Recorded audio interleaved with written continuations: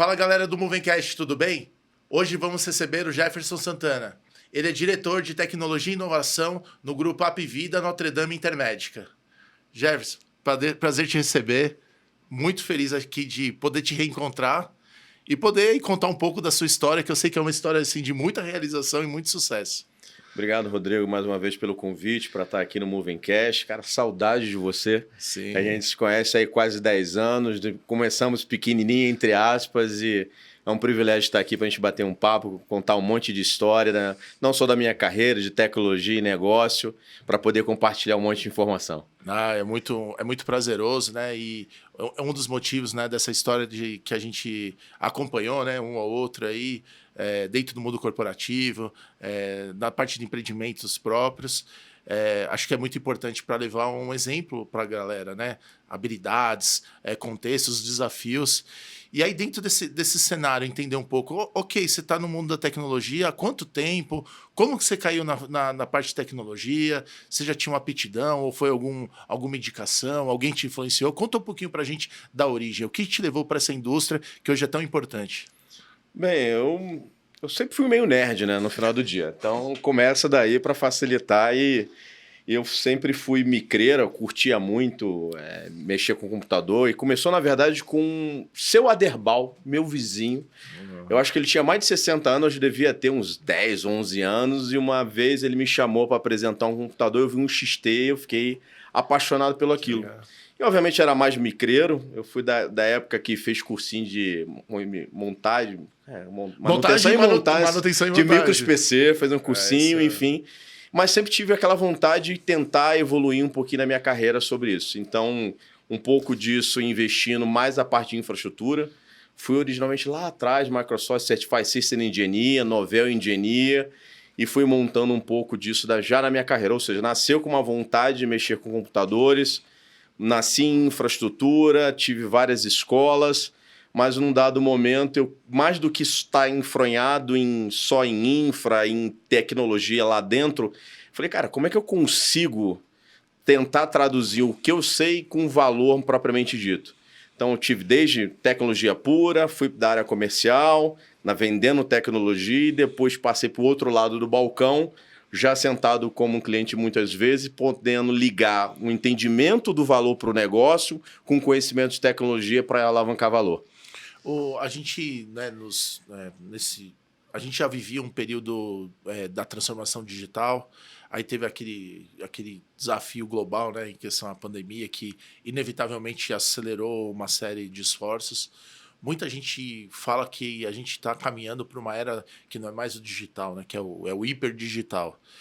Dentro desse mundo hiperdigital, qual que é o balanço na questão tecnologia versus os temas de negócio versus a solução para o cliente? Como que você vê que as empresas estão se organizando ou como você vai estar se organizando dentro das suas atividades para se preparar para esse momento aí? O primeiro gancho que eu sempre coloco que tecnologia correndo atrás de problema não funciona. Se você se apaixonou demasiadamente só pela solução, justamente ao contrário, né? E não é só o problema. Problema e oportunidade da visão cliente. Então, em alguma medida, a tecnologia, aqui não é desmerecendo a minha própria profissão e os profissionais, não é tecnologia pela tecnologia. Ela não é o fim em si, ela é o meio para alavancar alguma necessidade. Então, acho que o cliente no centro de tudo. Então, independente dessa hiperdigitalização, com automações, agentes de IA, no fundo, isso só são formas hoje mais atuais, tecnologias mais modernas, para você endereçar um problema ou entender uma oportunidade na visão do cliente para gerar valor. Esse é o fim. E aí, fazendo esse entendimento, então isso que, no fato, é colocar o cliente no centro. Sempre, toda essa discussão. Quando tecnologia consegue entender isso e estando junto com o negócio, em que ela ali, no fundo, você está botando o cliente no centro de todas as discussões. Não é só uma discussão estratégica de TI. Dentro do contexto de negócio, que você tem um cliente como centro, TI alavanca tudo. TI ela tem um protagonismo, ela tem uma visão diferenciada, à medida que ela internaliza a visão cliente, que ela tem sempre a forma de pensar no meio. Aí entra nessas tecnologias. Okay. Aí você começa a discutir o como.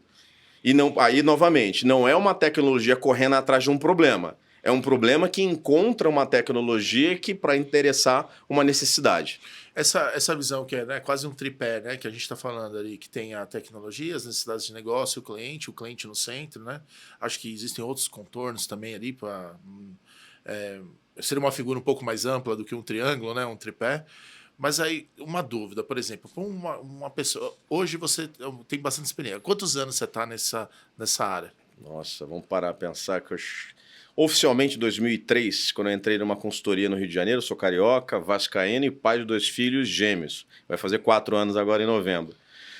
Então, vamos botar aí quase mais de 20 anos fácil. Então, eu vi nascendo minha infrasistema e incorporando bastante negócio. Essa visão desse relacionamento, você incorporou, você levou quanto tempo para começar a perceber? Você acha que essa questão do tipo... Você começou, né, com uma área técnica. Imagino que não tinha essa visão logo de cara. Você foi construindo isso através das suas experiências. Você acha que a galera que está começando hoje, elas acabam fazendo a mesma questão de focar muito na tecnologia e tentando talvez solucionar um problema que não precisava existir porque não há uma necessidade? Ou isso é um processo natural onde líderes como você, que já tem mais experiência, atuam dentro das empresas, orquestrando, gerenciando e criando essa cultura, vamos dizer assim, mais de visão e de levar soluções mais do que tecnologia por tecnologia? Na minha carreira propriamente dita, eu tive o privilégio, a sorte do início, eu não estava dentro de cliente. Eu comecei numa consultoria de tecnologia. Então, invariavelmente, começava sempre com a dor do cliente, eu tinha oportunidade na área de consultoria, pré-venda, enfim. Então, eu sempre tive o espírito de ouvir o cliente. Então, a natureza da empresa que você trabalhava te forçava isso. Exatamente. Então, meus primeiros, vai considerar assim, 5, 6 anos da minha carreira, eu estava sempre ouvindo o cliente. Então, comecei técnico, acompanhando o time de pré-venda, área comercial, propriamente dito. Então, era da natureza do que eu precisava fazer, entender a dor do cliente e não vi, tipo, a partir da necessidade, tangibilizar num produto. Quando eu migro, eu pulo o balcão, aí eu começo que isso me fez um grande diferencial do ponto de vista de estar no cliente, entendendo com as áreas internas, vamos começar assim, essa necessidade. Então, ouvir muito mais e colaborar. Hoje em dia, às vezes, eu vejo alguns profissionais ou a galera mais nova se apaixonando de forma demasiada, se apaixonando pela tecnologia, colocando com um problema meio de lado. Mas também, ao mesmo tempo, nos últimos, eu acho que o tempo que a gente se conhece, aí eu odeio discutir só metodologia. Quando a discussão é só centrada na metodologia, você não está falando do problema que tem que resolver. Mas ajudou a metodologia de agilidade você botar, digamos assim, a área cliente, o usuário, na mesa e TI na mesa para discutir um problema. Então, vamos botar o seguinte, deixa do ponto de vista a tecnologia de lado e vamos discutir a necessidade. Então, essa provocação que acabou trazendo, eu acho que as metodologias, do ponto de vista, a tecnologia muito próximo entre você ter uma necessidade real e tangibilizar num produto. Se TI não está próximo para discutir, fica algo efêmero. Algo fica bonito para você só se enobrecer. Olha, que lindo que eu fiz. Mas valor na ponta, zero. Não tem nada, né? Eu brinco, né? Enfim, às vezes o pessoal fala, pô, Rodrigo, por que você acha que tecnologia tem tanto impacto e teve desde aquela onda muito forte da agilidade e tudo mais? Aí eu falei, olha, eu não sei explicar por que demorou tanto, mas a visão da tecnologia, no meu entendimento, ela tem um impacto porque a gente vive num mundo que é extremamente tecnológico e eu não sei, mas eu imagino que mais de 90% de qualquer projeto a soma dos projetos, mais de 90%, com certeza tem algo de tecnologia. Então, criou uma hiperdemanda ali para as áreas, né? Tendo essa hiperdemanda, não sei se é uma visão, mas partindo dessa premissa, se for um cenário que eu estou colocando, essa capacidade de tratar a tecnologia como meio que uma consultoria interna e recebendo com uma dinâmica diferente, recebendo essas áreas de negócio, por vezes até o cliente junto, é um fator estratégico aí para quem quer despontar e de fato entregar valor, para não ser só um meio também, mas falar assim, agora é um conjunto, a gente vai entregar muito valor aí para o cliente final? É diferencial competitivo. É como ganha o jogo no final do dia. Óbvio, eu não gosto de falar aquela história, uma empresa de todas as empresas invariavelmente estão se tornando muito uma empresa de tecnologia. O core da empresa está ligada invariavelmente a um sistema. Então, sim, eu acho que tecnologia ela tem hoje em dia, está sendo um dos momentos mais empolgantes para você estar com tecnologia quando você tem isso em mente. Em que você sabe que, na verdade, os processos, invariavelmente, um sistema nada mais é que um conjunto de processos automatizados. Sim. Então, quando você entende a natureza do seu cliente, a necessidade, conhece o seu negócio e os processos, o sistema, tecnologia acaba sendo uma consequência. Então, e hoje, de certa forma, sim, a hiperdependência dos seus sistemas em várias indústrias, você pode pensar manufatura, saúde, aviação, varejo, todas elas têm uma questão não pela fluidez do mundo físico, do mundo digital, e o cliente ele está nas duas pontas, e para você ganhar escala, qualidade, foco no cliente, tecnologia definitivamente é um meio. Então, um profissional de tecnologia tendo essa visão, acho que o velho tripé, agora falando de cliente, mas do ponto de vista da empresa, de ferramenta, processos de pessoas, quando você entende isso e amarra, tangibilizando, gerando valor, eu acho que um ponto que a gente falava muito é também ter na visão, botando indicador e meta no final do dia, por que você está fazendo tudo aquilo, porque invariavelmente tecnologia acaba muitas vezes sendo uma alavanca para atingir um objetivo em si, que você tem que ter um indicador para no mínimo mensurar progresso. Então quando você junta esse caldo e o profissional de tecnologia, ele se amarra, de novo, entendi o meu cliente, entendi o meu negócio, entendi o meu cliente, cara, isso voa, vai voa. voar, né? Voa. É muito... eu brinco, né? Acho que eu comecei também num momento legal, dado o tema, percebia, né, os impactos que tinha em relação aos colegas, que não era do mundo de tecnologia, eu já estava ali há algum tempo. Acho que hoje em dia, para quem é jovem, tem uma oportunidade absurda, né?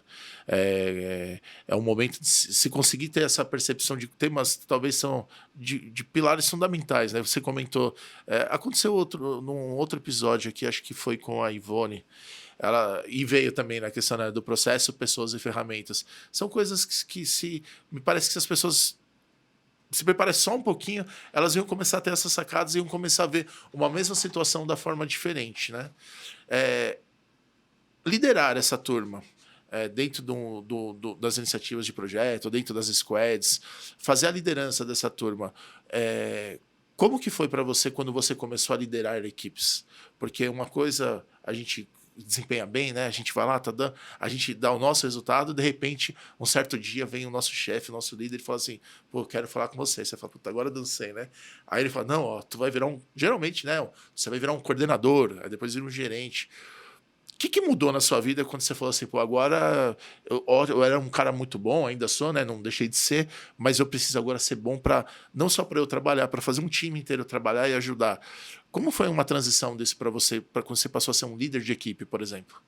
Eu brinco que a história... Acho que eu tinha 24 anos quando eu virei gerente. A primeira coisa que eu fiz foi comprar um livro chamado Virei Chefe e Agora.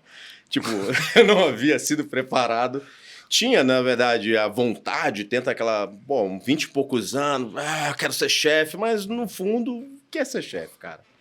Então, eu juro por Deus. A gente não aprende, né? Não tem lugar que aprende. E eu vinha numa pegada de consultoria, que é você e Deus ali em alguma medida, você trabalha com áreas, mas enfim, quando eu tô falando que eu comprei esse livro, é verdade. Sim. Eu guardo ele até hoje, esse livro, Virei Chefe e Agora.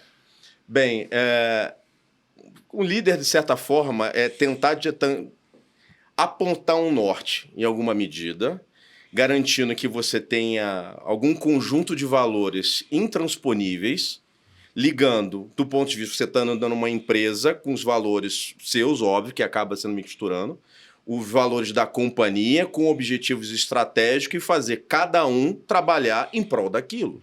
Perfeito. Respeitando também a individualidade de cada um, colaborando, porque você deixar claro onde você quer chegar. Ninguém consegue ou você liderar sem saber para onde você vai chegar. E minimamente definindo claramente seus valores da companhia e os seus próprios, que as pessoas, em alguma medida, você começa a conjurar várias pessoas junto em prol de alguns valores, compartilhando isso. Então, em alguma medida, quando eu já tinha isso, de mudança de chave, como eu estava, de novo, ainda na visão consultoria, eu tinha que ser claramente definir a minha forma estruturada e sistemática de pensar. Tenho que chegar lá. tenho que comunicar para o grupo como chegar lá. E mais do que, quando a gente falou ouvir cliente, é ouvir o time. Não existe. Isso eu aprendi muito, principalmente, só um pouquinho, um parênteses, a minha história como carreira como profissional, vai desde aviação, meio de pagamentos, empreendedor e agora em saúde, mas em aviação na Azul. Que falava, cara, o colaborador ele é tão importante quanto o cliente. Não tem como. Você saber ouvir ele, eu falei muito do cliente, é ouvir o seu colaborador do ponto de vista como ele soma nesse caldo também. Ele é fundamental. Então, à medida que você tem claramente um objetivo, ouvir no grupo, você tem indicadores para medir o progresso e de forma isso se retroalimentando, é fantástico. E eu não distingo tanto em alguma medida. Eu confesso que diretamente acabo não tendo uma molecada mais jovem, enfim, de 25 a 30 a mais. E isso tem que ficar claro com eles. E ser ouvido, invariavelmente, como líder, eu acho que foi o gancho que eu falei, cara, se eu não souber ouvir a tropa, em qualquer nível que seja, isso também serve para você falar, ouvir para cima. O seu chefe, independente do nível hierárquico para cima. E a partir daí, você montar uma estratégia junto, a coisa não sai. Então, liderar essa galera que foi o momento de ouvir bem e traduzir isso como alavancando uma estratégia, qualquer nível que seja. Essa escuta ativa, né? essa visão eventualmente de restrições e desafios que possam acontecer. Mas ter o alvo bem formatado parece ser, como você comentou, um bom diferencial aí para pelo menos ir na direção certa e eventualmente corrigindo rotas. A gente acompanha aí, tem dentro dessa questão da questão dos times, né? O Brasil, está no mundo inteiro, mas o Brasil parece ter um indicador um pouquinho maior do que a média mundial aí, da questão de saúde mental, aí tem os nomes, tem umas siglas aí, burnout, aí cada hora tem uma questão. Por que eu puxei esse gancho? Saber ter essa visão e dar alguma previsibilidade para o time, para que o time possa saber mais ou menos o que vai acontecer, sei lá, nas próximas 3 semanas, alguma coisa assim. Você acha que é um fator também que deixa o motivacional, a saúde mental do time mais estruturado, versus um cenário onde a galera chega, tem muita mudança de direção, as coisas não são muito claras? Você acha que isso pode ser um fator dentro aí do mundo de tecnologia, a gente ter um aumento aí de casos de ansiedade ou de um pouco de estresse mental? Como que você vê esse cenário? Eu acho que total, cara. Rodrigão, eu tive enfim, na minha carreira, eu vi um time até de longe, mas que eu aplico no dia a dia. As pessoas têm que ter a sensação de completude, de realização. Então, no final do dia, se você minimamente, eu entendo toda a questão de dinâmica, não esteja um plano, mas um plano seja flexível, mas a pessoa tem que ter um mínimo de previsibilidade, ela sentiu que começou algo e terminou. Que seja pequenas entregas, toda aquela... O pessoal chama de pequenas conquistas, né? Exato, talvez, né? Porque a pessoa ela não vê, não a visão romantizada de propósito, mas ela sentiu que uma realização. Olha, a satisfação pessoal. Cara, que negócio legal que eu fiz. Pô, o feedback do cliente, interno, externo, ou o orgulho mesmo, cara. Consegui buildar conseguiu. Ah, meu Deus, meu código piloto tá funcionando. O cara precisa daquilo. Se ele não consegue ver tudo que ele começa, ele não termina, não necessariamente por ele, ou minimamente você tem um planejamento que, cara, trimestral. O cara no final, olha, atingimos o objetivo X e concluímos ele com sucesso ou falha, em alguma medida. Aí você aprende novamente, faz de novo, que seja. E o cara, consegui, cara. Por que eu fiz essa pergunta? Acompanho muitas empresas e eu vejo um grande número de empresas onde os times parece que eles têm a sensação de que eles estão remando para sempre. Isso é terrível. E que não vai chegar em lugar nenhum. Isso é terrível. Acho que isso é talvez uma dica, né? Por isso que eu puxei esse tema. Acho que para qualquer nível, né, Rodrigão? Acho que a gente pode falar pro nosso, né? A gente você começa a perder aquela conquista, aquele fator uau, né? Você até usou a palavra, né? Uau, né? A gente começa assim, enfim, é muito bom. Deixa eu fazer uma pergunta para você. Você tocou aqui...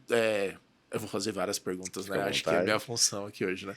Você comentou, e eu te conheci na época, você trabalhava na indústria da aviação, aí depois você foi para uma indústria de, vamos dizer assim, Smart Cities, mobilidade, aí você passou por uma jornada também de empreendimento, e agora é um empreendimento próprio, né? Que na parte de atendimento, experiências de atendimento, e agora você está numa indústria de saúde.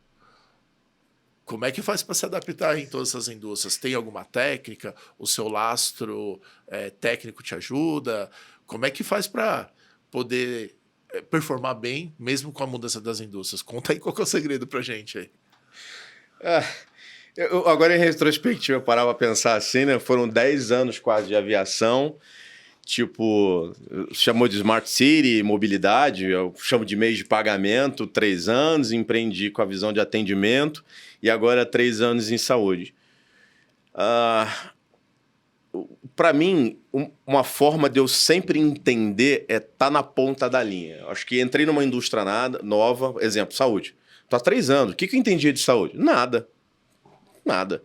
Eu fui para a ponta. Simples assim. Eu acho que toda a indústria, desde a época, por mais que eu tenha ficado 10 anos... Fui antes de aviação, estava na área de tecnologia mesmo, mas eu fui para a ponta. O que você quer dizer quando você assim, eu fui para a ponta? Por exemplo, vamos falar hoje em saúde onde eu estou. Eu fui para o hospital, fui para a clínica, ou seja, fui para centro de aquele lance do cliente que você falou Sem sombra de dúvida. É acompanhar a operação, é estar num pronto-socorro, ouvindo o médico, ouvindo uma enfermeira, ir lá para o centro diagnóstico, diretor de operações, você vai para a área comercial, falar com a área de vendas. Você tem que estar na ponta, você não conhece nada do negócio. Então, primeiro, a questão de humildade também, eu acho que a gente tem que deixar muito claro. Independente do nível hierárquico e a posição que você esteja, você jamais tem que se furtar a quem está na linha de frente. Você vai conversar com os níveis executivos, falando na estratégia, mas nada supera você estar na ponta. Você está ali não só ouvindo quem está na linha de frente com o cliente, mas ouvindo o cliente. Vamos arremeter, por exemplo, na indústria de aviação. Eu ia para aeroporto, eu ia para call center. Aí eu, como sempre conto essa história, em 2013, quando a gente lançou o aplicativo, a Azul lançou o aplicativo, quantas vezes fui para o aeroporto de Congonhas, com aplicativos na mão, pedindo feedback com a agente de aeroporto de balcão, parando o cliente... Pô, posso pegar um minutinho? Você importa de fazer um teste aqui, sendo guiado? Aí pegava o feedback, voltava para a galera do balcão, ia no back-office do aeroporto, ia para o call center para ver as reclamações. Isso vai te dando afluência. Óbvio que, em alguma medida, você tem que se estruturar para saber a um contexto que você está inserido, o problema que você quer resolver. Então você tem que se aproximar da ponta. Tinha uma hipótese que você estava trabalhando ali, né? Não estava aleatório. Mas isso é uma técnica também, né? Sem sombra de dúvida. E, Rodrigão, uma vez um grande executivo de multinacional que eu ouvi falar, invariavelmente a solução dos problemas da empresa, se você souber fazer as perguntas certas e ouvir, a própria empresa sabe a resposta. É só a questão de você ligando os pontos. Então você sai da pose do... Não, eu sou TI. Não, cara, eu sou TI, mas eu vou ouvir a galera de call center. Eu sou TI, mas eu vou para o hospital. Eu sou TI, não, mas eu vou ligar, falar com o pessoal que vende plano de saúde para entender as dores dele. Então, independente da sua indústria, sim, sai de aviação, meio de pagamento e saúde. O que liga cada uma delas? Invariavelmente o cliente, mas essa questão de você conseguir entender as dores que todas elas têm. Você está explicando, né? E eu tentando, né, organizar minhas sinapses aqui. Aí você falou, né, do processo, pessoas, ferramentas. Aí você falou, pô, vamos entender as pessoas. Aí você falou uma coisa que me chamou a atenção. Você falou assim, se a gente for ouvindo que invariavelmente a solução às vezes já está na empresa. Usar essa dinâmica, usar essas habilidades e ouvir... se eu não me engano, era uma habilidade que eu lembro do tempo de IBM, que tinha um monte de competências lá que eles estimulavam a gente a aprender. Tinha uma que chamava, em inglês, problem solver. O solucionador de problemas, né? O cara que consegue pegar uma situação e ser um problem solver. Essa característica me parece isso que você está descrevendo, né? Será que é isso mesmo? Conseguir organizar as pessoas, pôr todo mundo em volta, é uma vantagem aí. Eu sou suspeito para falar. Eu acho que me remeteu exatamente à sua persona, como você age. Eu começo a ouvir, de novo, você está numa dinâmica que as pessoas têm muitas dores. Então, você conseguindo olhar do ponto de vista da empresa e você vai para a ponta, você consegue ouvir o problema em vários níveis e aí vai a sacada de tecnologia. E, de novo, não se atenha a um único ângulo do problema. Começa a ver multidimensional. Sim. A multidimensional entendia o problema. A visão cliente, a visão operação, a visão da área de vendas, a visão em múltiplas visões. Agora a TI está no centro, porque invariavelmente, como vamos remeter na nossa própria conversa, a empresa ela é hiperconvergente no seu sistema, em tecnologia. Tecnologia, então, ela tem a capacidade de entender, não só se ela souber ouvir, olhar do ponto de vista de sistema, em perceber como endereçar, às vezes, um problema de atendimento resolve um problema da área comercial, que vai resolver um problema da operação, que bingo! Cara, o cliente satisfeito. Você conectou com um NPS, você vai ver a satisfação do cliente ou o faturamento da empresa aumentando. Isso é uma capacidade, um ângulo. Sim, você parte de um problema. Eu costumo sempre... Eu li recentemente de um livro que tem 2 ângulos que você pega, né? Você não só fala do problema, mas oportunidades. Que necessariamente é uma necessidade não atendida de um cliente e você consegue... É natural, né? É a bola, é a mesma bola com cores diferentes, né? Invariavelmente são a mesma moeda com as 2 faces da mesma moeda. Mas sim, é você saber ser apaixonado por um problema... Cara, eu adoro isso, né? Até um livro, na verdade, o fundador do Waze, que ele fala, seja apaixonado pelos problemas. E de novo, você não está ligando para a tecnologia que você vai empregar, você vai tentar resolver um problema. Minha carreira assim, corporativa, eu adorava ver um problema. E mais de 60% eu resolvi ouvindo as pessoas, era muito curioso. Porque quando você comentou, né? Se você tem um posicionamento de relacionamento como tecnologia para as áreas de negócio, onde você só vai pegando pedido atômico, na verdade você é um despacho, né? Então, você é um first in, first out em tese, né? Porque nunca dá para fazer isso. Agora, quando você junta tudo, às vezes você economiza recursos da empresa, né? Você entrega coisas com muito valor agregado, o custo do portfólio total da empresa às vezes reduz absurdamente, né? Porque você consegue, talvez... às vezes consegue um parceiro em vez de ter que desenvolver uma solução. Acho que é um charme, né? Acho que é uma conquista para nós de tecnologia quando a gente consegue falar agora, puta, acertei. Dormi ontem achando que o mundo ia acabar, mas de repente, fechou. E, Rodrigão, recentemente, dando cor a essa conversa, a gente foi alçado como tecnologia para ajudar a resolver um problema X. Que invariavelmente o enunciado começou com a visão, o sistema. No final, eu falei, não, para. Deixa eu entender o seu processo. Bom, entendi o enunciado do problema. E isso é uma outra capacidade, sempre o profissional de tecnologia é meio que obrigado a pensar de forma sistemática, processual, enfim. E a gente começou a fazer um levantamento do processo das áreas. Das áreas, não era só uma área. Várias áreas, desde, enfim, literalmente diversas. De autorização, atendimento, até a ponta, agendamento cirúrgico. Pegava o ciclo inteiro ali, né? E a gente, dentro desse mapeamento, a gente identificando oportunidades e problemas, sugerimos, aí obviamente a gente trouxe à mesa, junto com as áreas de negócio, uma mudança de processo. Rodrigo, a gente não desenvolveu uma linha de código. A gente mexeu no processo. Ou sugeriu, no caso. Quem tomou a decisão terá o processo fazer. Mudou, mas o meu ponto ali. O que tinha de TI no final? Ok. Entendeu a natureza? A tecnologia era um braço para acelerar, escalar, exponencializar uma solução. Mas olha que legal. A TI aí teve uma prestação de serviço para a empresa que foi além do que entregar um software ou uma operação e, de fato, colocou a solução. Tá ótimo, né? Acho que todo mundo ficou muito feliz lá no caso. Sim. Né, assim, eu já te vi atuando, obviamente, né? Eu sou um pouco suspeito que eu, dado uma cancha, você olhava, sempre conseguia perceber e via depois os resultados, porque às vezes nem sempre o esforço já era resultado, né? Mas tinha um resultado, né? Alguns eu até via até através de TV, ou no caso da época de aviação, eu via vocês falando de alguma coisa, depois eu via passando o avião de certa forma, via um programa de fidelidade acontecendo, então começa a ver também as fusões, no caso da Apivida, né? Que é visível que vocês devem ter projetos muito importantes de fusão, dado a estratégia da empresa. Não consigo não pensar de que você não seja um empreendedor. Como que é a sua relação dessa questão do empreendedorismo? Como que você atua? Qual que é a sua experiência? Como que você vê assim? Você empreende dentro da empresa? Você utiliza isso como uma alavanca também para gerar esses valores e levar esse espírito? Você já empreendeu fora do mundo corporativo? Conta um pouco para a gente aí desse seu DNA empreendedor.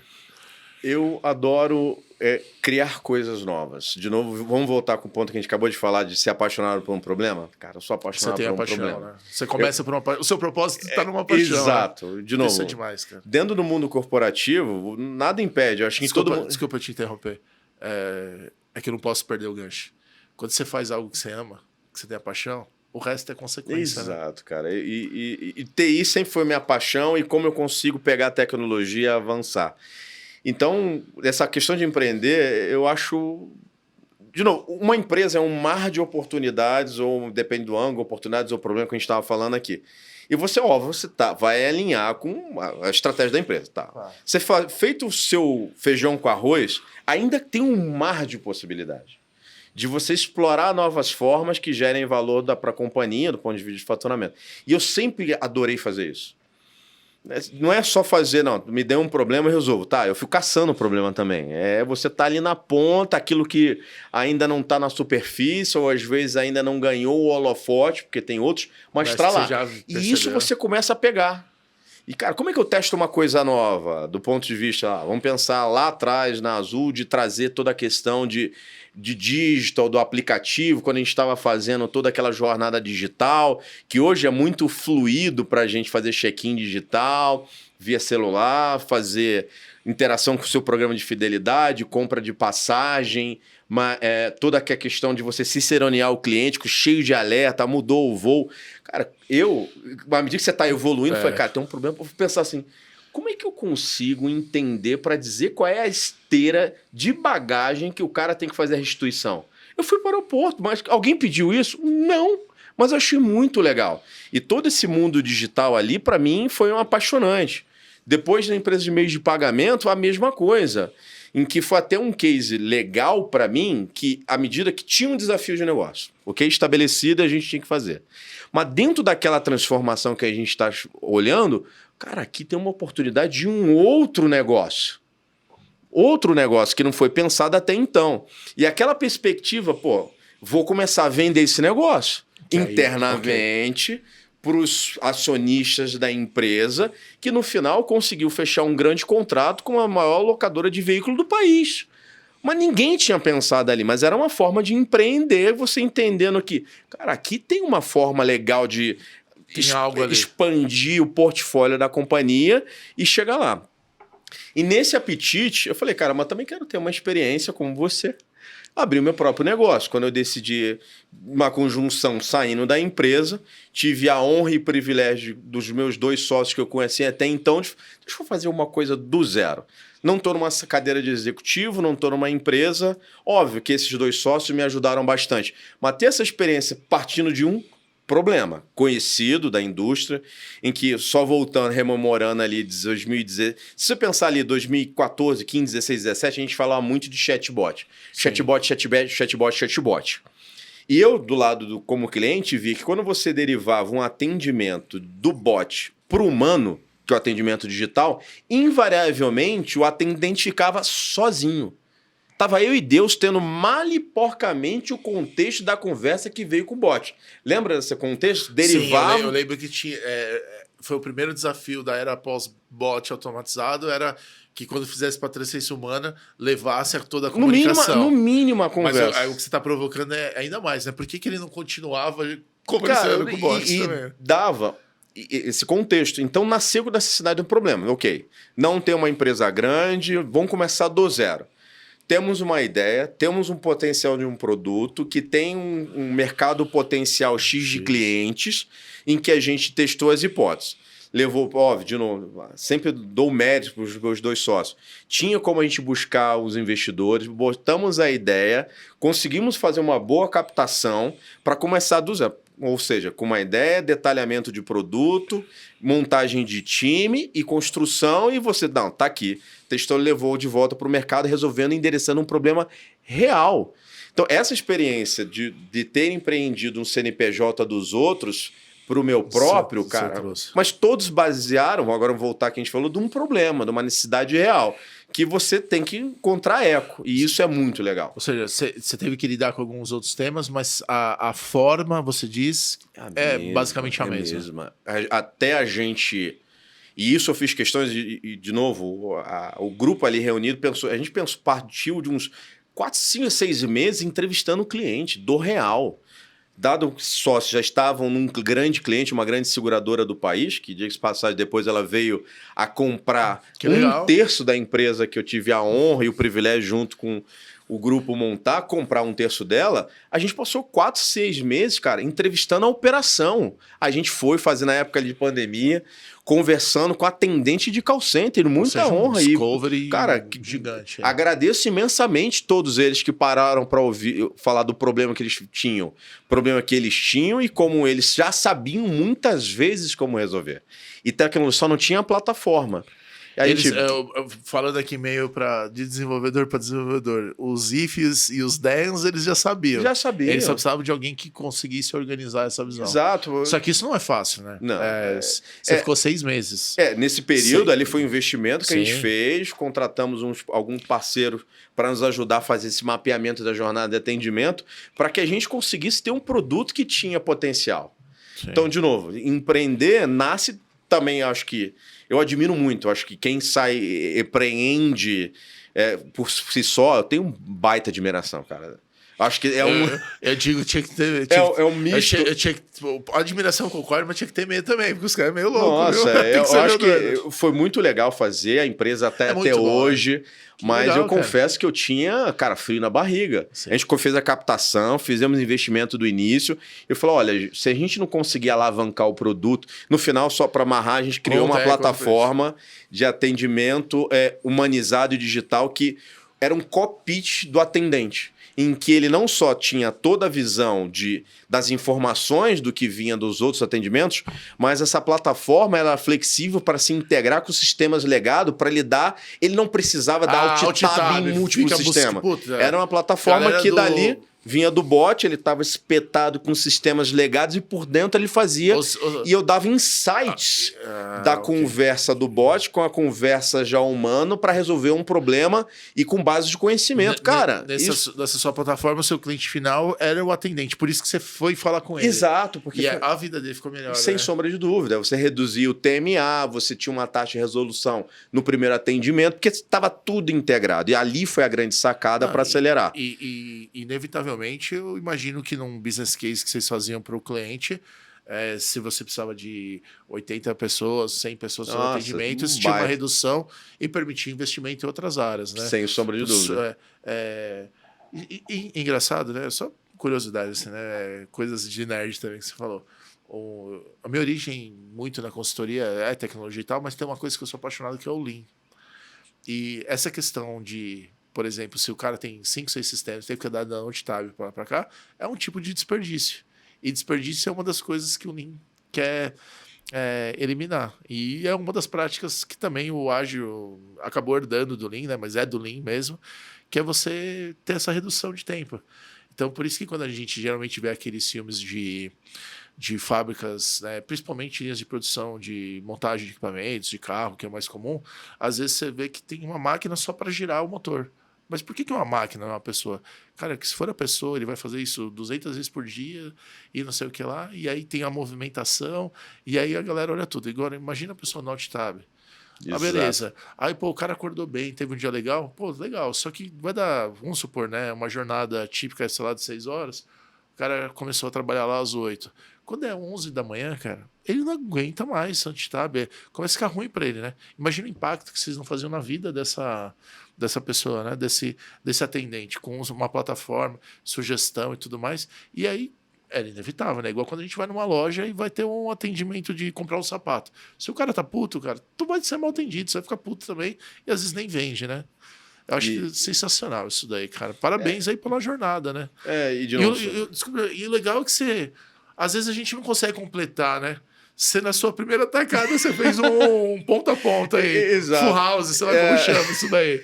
Eu acho não sou muito bom de jogo, mas todas as cartas você gostou. Eu volto, por isso que eu tenho uma admiração imensa por empreendedores, você, que, enfim, a Moving, que foi bem no início, foi ali quase 2 anos ali, mas, cara, tem que ter um friozinho na barriga e ser arrojado, arriscado. Acho que um parênteses, que no início a gente, de novo, fez a captação, montando, não tinha um produto, e eu fazia a projeção de quantidade de clientes, que na verdade é como se fosse pôr o usuário ativo na plataforma, a gente tem que aqui para fazer o break-even para se pagar. Se isso não vier, o dinheiro acaba em 6 meses. E tem salário para pagar, cara, aquilo me consumia horrores. Isso daí. Quando aí sem, né, comecei a falar demais já. Minha esposa ela fica assistindo, ela vai falar, Ney, para de falar. Essa é a diferença na hora que você empreende, né? Tem uma barreira psicológica muito impactante quando você empreende por conta própria. Querendo ou não, uma empresa, e geralmente as empresas maiores, elas te dão uma proteção psicológica boa, tem até estudos sobre isso, né? Que é da caverna de Platão, né? O bicho tá pegando em fora, mas quando você está na empresa estruturadas, né? Essas empresas importantes, você acaba tendo a sensação, ok, tá tudo bem, tá tudo tranquilo. Quando você empreende, essa pseudo-proteção, que ela não existe, na verdade, mas essa pseudo-proteção, ela faz assim, ó, não tem nada. Parabéns, ó, você pode ser o Elon Musk, meter um foguete lá na Lua, só que é o seguinte, mano, se tu não fechar o contrato em tanto tempo, exato, a casa cai. Que no final do mês... Isso é o maior desafio do empreendedor. Todo mês eu fazia toda a parte administrativa financeira da empresa e fazia, o Pix ainda não estava estabelecido, fazia o pagamento do salário de todo mundo, você está vendo a conta corporativa lá, o dinheiros, você tem que pagar e honrar seus compromissos para essas pessoas. Cara, você faz ali do pequenininho. Eu estava ali, por exemplo, vendendo para um executivo, mas eu estava dando suporte quando a gente teve os primeiros clientes, o atendente de call center reclamando que a pedaço da conversa sumiu. E você tem que fazer aquilo acontecer. Cara, até hoje é isso. Eu faço isso até hoje, assim. Conto com um monte de gente. A coisa é mais fluida. Mas quem tem um espírito empreendedor e está junto, que tem um propósito mesmo, né? Seja dentro da empresa, do empreendimento próprio ou da empresa, cara, eu tenho certeza que se eu chegar lá na Pvida e começar a ter um desafio lá, eu vou falar, cadê o Jefferson? Ele não vai poder te atender agora para uma reunião X, porque tá dando um problema lá, ele foi mergulhar lá. Tenho certeza que você vai estar lá. Isso é o mínimo que a gente pode fazer, né? Pela organização e tudo mais. Não, maravilha. Tem pelo menos acho que uns 80 temas que a gente poderia debater caso a caso aqui. Mas para ajudar a gente aqui, a gente tem um game. Tem um tabuleiro aqui moderno aí. Vou pedir ajuda pro Rafa. O Rafa vai botar o game aí para nós. Esse tabuleiro aqui tem uma série de temáticas aí, tá, do mundo digital. Tem uma frente aqui depois que um dia a gente marca de novo também falar de tecnologia, parte de arquitetura, mas tem umas coisas escondidas aí de arquitetura. Fala sobre pessoas, sobre dinâmicas, bem, bem interessante. Vai sortear o caso, a gente bate o papo e vamos ver até onde a gente vai nesse quadro todo. Eu tô olhando aqui, não é o Rafa não, é o Luiz, perdão. Manda ver, Luizão. Isso, pode ver. Não foi combinado, hein? Porra, cara, acho que a IA leu um tema que... Esse tema, né, a gente gosta muito. Nem vou fazer pergunta, fala aí. Olha que legal, saiu... Qual é a importância dessa temática aí? Cara, para quem está em casa, desculpa, automação e inteligência artificial. A coisa disruptiva aí, né? E aqui eu posso falar, mexendo do grupo Apvida Notre Dame Intermédio, que eu acho que é legal para falar da área de saúde. Quando você pensa, na verdade, só um parênteses do Apvida, em que você tem uma empresa, a maior rede de atendimento própria do país, com mais de 15 milhões de clientes, e mais de 800 unidades, dentro de 87 hospitais, centros de diagnóstico, clínicas, etc. Então, que é a natureza do negócio de medicina verticalizada. E logo você tem a possibilidade de ter toda a visão 360 do paciente. Okay. Então, porque você está desde um atendimento de uma consulta eletiva, resultados de exames laboratoriais, imagem. Eu acho que pegando isso como um contexto... O prontuário todo está na mão, né? Para você dar a dimensão do que se pode fazer. São quantos milhões, você falou? Mais de 15 milhões de clientes. Cara. É uma gigante da saúde. É uma gigante da saúde. E essa dimensão acho que já toca questões globais já, né? É uma das maiores do mundo, do ponto de vista. Porque é muita gente, né? Somos quase 70 mil funcionários, cara. É um negócio... Nossa tudo senhora. Dentro do Apvida é superlativo. Tudo é muito grande quando a gente toca nas dimensões. Mas voltando aqui na temática. Parabéns para a empresa aí. Cara, é genial. Acho que eu tenho E tem um quê os fundadores ainda estão dentro da estrutura, de apaixonado pelo cliente. Realmente é algo fantástico. Mas Cunha, uma dos grandes... Fora a fusão, que eu entrei para apoiar o meu vice-presidente, recebi o convite dele na fusão como um todo, nos últimos 12 meses a gente tem sido provocado muito de como a gente pega todo esse arcabouço tecnológico e automação e inteligência artificial para fazer principalmente o pilar de qualidade assistencial. Então, de novo, se eu tenho a visão, principalmente, eu acho que condensar todo esse histórico clínico do paciente, entendo isso prontuário, a gente focar agora, a partir de todas as informações e dados, para o paradigma que a gente coloca de suporte à decisão clínica. Ou seja, pensa na ponta. O médico, em que ele tem dependendo do ponto de atendimento, numa consulta eletiva ou numa consulta de emergência, no fluxo de internação, toda essa miríade de informação sintetizada para entregar para ele todas as variáveis para que ele possa tomar a melhor decisão. Cara, você está falando de levar uma infinidade de informações... vários sistemas, várias dimensões diferentes. Exatamente, para colocar na ponta, para quando ele estiver de frente para o paciente, ele se concentre no paciente. Para ele entregar o melhor atendimento com foco para o melhor desfecho. E isso, a IA hoje... IA, machine learning, aí você pode... O Analytics vai entrar bastante. Exato, também. Analytics. Mas, enfim, e automação. Que a IA arrebenta, exato, né? para que você entregue essa informação na ponta. Em saúde, é muito tangível. Isso. É muito tangível. E essa informação que entrega, ela é uma informação ainda descritiva ou ela já é meio prescritiva do tipo assim, entendido isso, baseado no nosso protocolo de referência médico, vai por essa linha. E o médico, óbvio, ele pode escolher. A decisão é sempre do médico. Mas ainda é descritivo ou já está um pouco prescritivo? É sempre dando suporte a todas as informações. Tá? Vou te dar um caso real. O termo que eu usei é certo? O termo que a gente fala, na verdade, diagnóstico, mas o diagnóstico sempre quem dá é o médico, claro. Mas a gente tem o CID, que seria o Código Mundial de Identificação para diagnóstico, em que, dado o conjunto de informações, a gente faz uma recomendação de CID para o médico.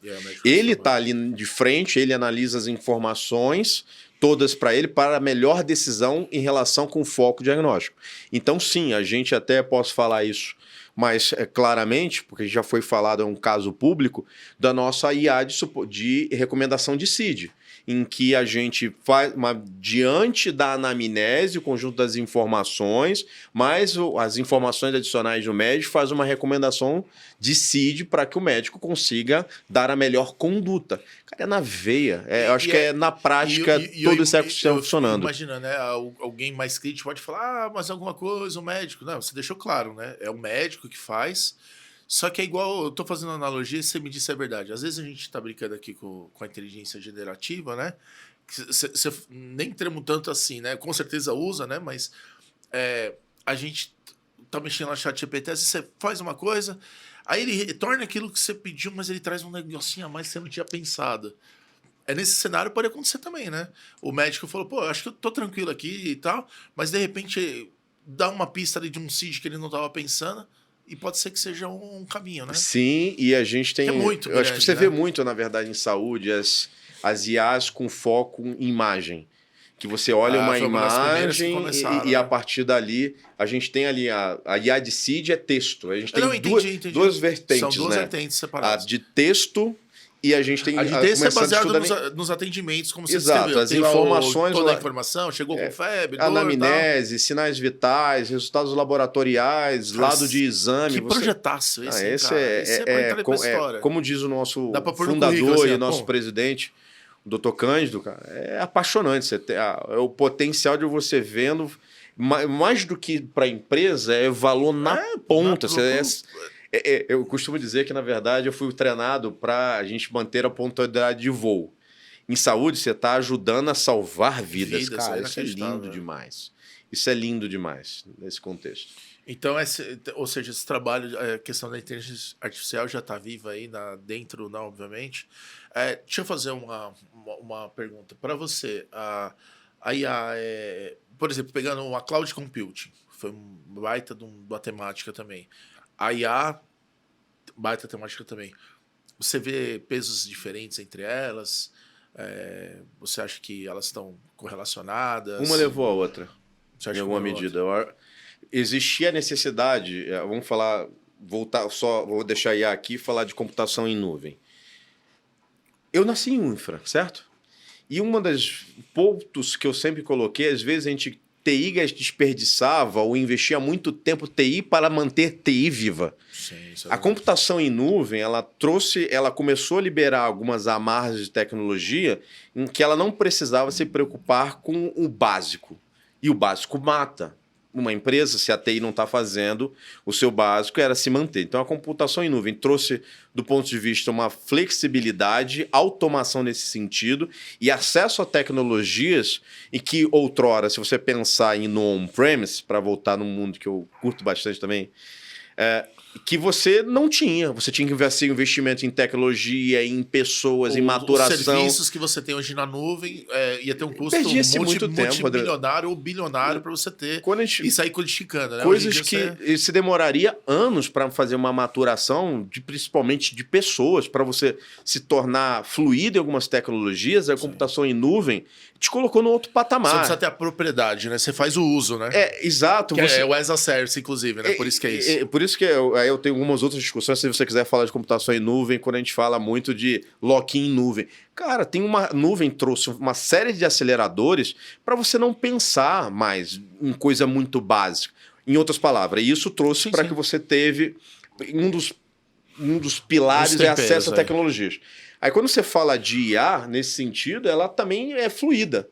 Então você já está com acesso de tecnologias em nuvem, você tem IA que é um novo paradigma, uma nova tecnologia que está embarcado, e você começa a automaticamente fazer uso. Você pega hipóteses, problemas, casos de uso e vai testando muito mais rápido. Então, desde você definir uma hipótese e você testar, cara, é muito mais rápido. Muito mais rápido. É mais rápido e com menos esforço, né? Menos dor, definitivamente você gasta menos em alguma medida.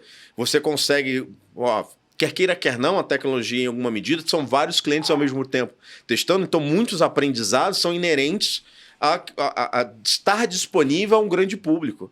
Então você, aqui eu já tenho um caso de uso, é mais só a tecnologia, até os casos de uso que outros já viram como usar computação em nuvem que você nem pensou. Isso aqui tem aderência a algum problema que já existe e vamos tentar explorar ainda mais. Isso é sensacional. Vamos para o próximo tema? Tem algum tempo? Vamos falar de 5 minutos para cada temática, para dar fluido?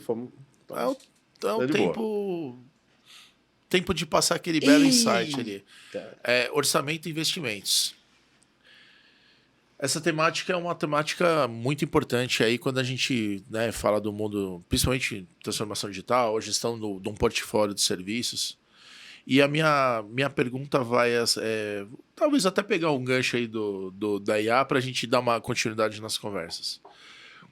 Eu sempre vivenciei muito as empresas fazendo planejamentos que, por vezes, eu não vou dar percentual, porque posso, por uma opinião minha, pode ser mais dura assim, mas que por vezes acabavam fazendo planejamentos que talvez alguns meses ou semanas depois eles já não tinham mais tanta utilidade, porque acabava tendo uma dinâmica de inovação, de transformação, novas oportunidades, novos serviços de cloud acontecendo, e às vezes você estava lá em junho, julho, aquele planejamento orçamentário que você tinha feito lá em novembro para o ano seguinte, ele não estava tão alinhado, às vezes as empresas não tinham tanto a dinâmica de fazer revisitar isso de uma forma mais recorrente, acabando gerando alguns desafios aí. Na sua visão, as empresas já estão mais preparadas para lidar com essa questão orçamentária de investimento de uma forma mais fluida para não perder oportunidades de negócio versus, não posso fazer isso porque não está no orçamento?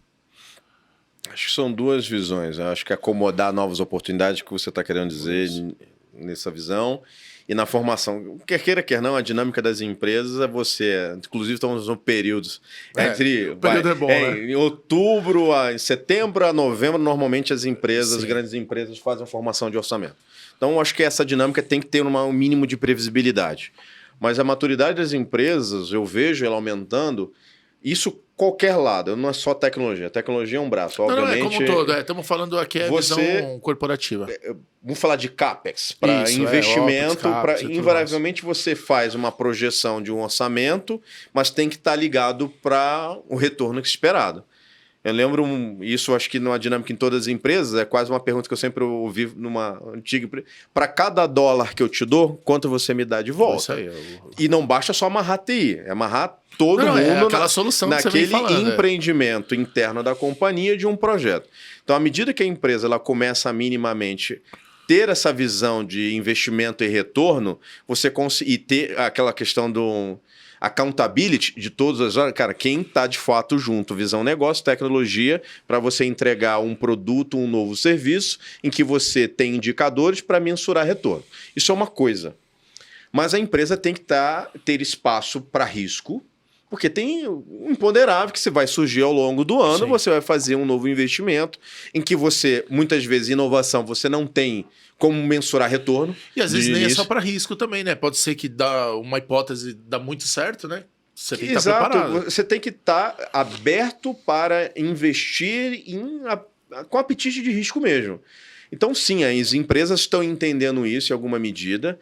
É óbvio que tem uma questão, não dá para ser um investimento de risco de milhões ou algo que vai dar retorno, invariavelmente não deixa de ser risco, mas em 2 anos, mas que minimamente você consiga testar rápido, aí é aquela velha discurso, que você consiga já testando hipóteses rápido para você saber se tem alguma aderência minimamente e você continue investindo do pouco e já conseguir de alguma forma testar. Vamos voltar com a nossa visão de empreendedor. Cara, de fato você monta uma empresa do zero e você tem investimento X, minimamente você tem que ter aquela história de... Como fala? Que é o camelo versus uma startup camelo e a questão do unicórnios. Unicórnio. Cara, beleza, é uma hipótese de risco de alavancagem, mas hoje em dia, até as empresas de startup, ela minimamente está tendo que balancear uma hipótese futura para ela se tornar um unicórnio, mas que ela ainda não dá retorno, versus você ter um mínimo de receita. Dentro da empresa, a mesma coisa. Ela talvez vá aumentar faturamento, satisfação do cliente, redução de tempo médio de atendimento na operação, que você consiga escalar mais, mas minimamente você tem uma visão de alguns problemas bem definidos, que você faz um investimento, e você tem um apetite a risco que você faz novos investimentos sem necessariamente o retorno tangível do curto prazo. E você vê as lideranças, você enxerga as lideranças de forma geral preparadas para trabalhar num modelo orientado a essas, vamos dizer assim, metas de sucessos, aí tem OKRs, outras técnicas e tal, para que possa evidenciar aquilo que foi planejado lá. Tipo, ok, eu preciso disso aqui, mas eu vou entregar tanto. Acaba sendo feito aí de fato isso? Ou você acha que está num processo de maturidade de ganhando maturidade? Não sei se eu muito claro. Sim... Óbvio, eu não posso falar da forma genérica, mas pelas eu acabo empresas... tendo mais exposição, né? Mas das empresas que eu passei, obviamente, muitas delas são de capital aberto, é inerente até a forma de governança. Que legal. A governança você ter já isso. Eu acho que muitas delas já estão nessa maturidade muito por conta disso. Tinha uma temática subliminar, né, nisso. Talvez deixando gancho até para alguma coisa que sair na frente. Legal, eu faço orçamento, todo mundo em novembro e dezembro, as melhores ideias do mundo surgem, né? Mas nem todas são execuíveis ou não se mostram hipóteses verdadeiras. O quanto ágil a empresa está em mudar isso. E aí eu falei assim, eu vou tentar dar um gancho, e aí chega o gancho. Será que a inteligência artificial daqui a pouco não vai estar ajudando a indicar? Falou, acha que nesse caminho não vai dar certo? Em vez de indicar o CID, por exemplo, fala assim, me parece que as histórias que estão escritas... aqui no nosso termo, a descrição dos épicos das histórias ou dos requisitos que estão escritos, as documentações, os indicadores, parece que não vai estar levando para aquele alvo que vocês colocaram?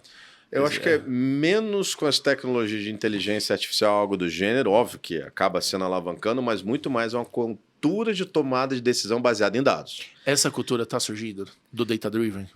Eu acredito que sim. Isso é muito importante. Porque tudo, de alguma forma, eu acho que é o contexto digital permitiu isso, consegue ser metrificado. Boa. Então, antes era difícil, Era difícil. Mas como vai? Aí sempre tinha uma desculpa, assim. Quando eu falo desculpa, eu não tô sendo maldoso, assim, mas era difícil, cara. É a questão da cultura empresarial, vamos pegar a questão do arcabouço tecnológico, os velhos DW, cara. Você tinha que fazer... Era custoso você ter toda aquela imensidão de informações. Até processar aquilo... Cara, era difícil em alguma medida. Óbvio, as empresas, principalmente de capital aberto, elas tinham, pela natureza da governança, não tem como. Você tem que ter transparência. Não que as empresas de capital fechado não tenham, não é isso que eu estou querendo dizer. Mas é inerente você ter indicadores, você ter que medir, serem auditados. Hoje em dia, você ter uma montanha de dados e, a partir dali, conseguir interpretar, aí sim, você encaixa IAs para você ter insight para tomar decisão baseada em dados, está muito mais barato e muito mais rápido. Me parece mais próximo. Né? Exato. Eu acho que em menos de 3, 4 anos a gente vai ter esse...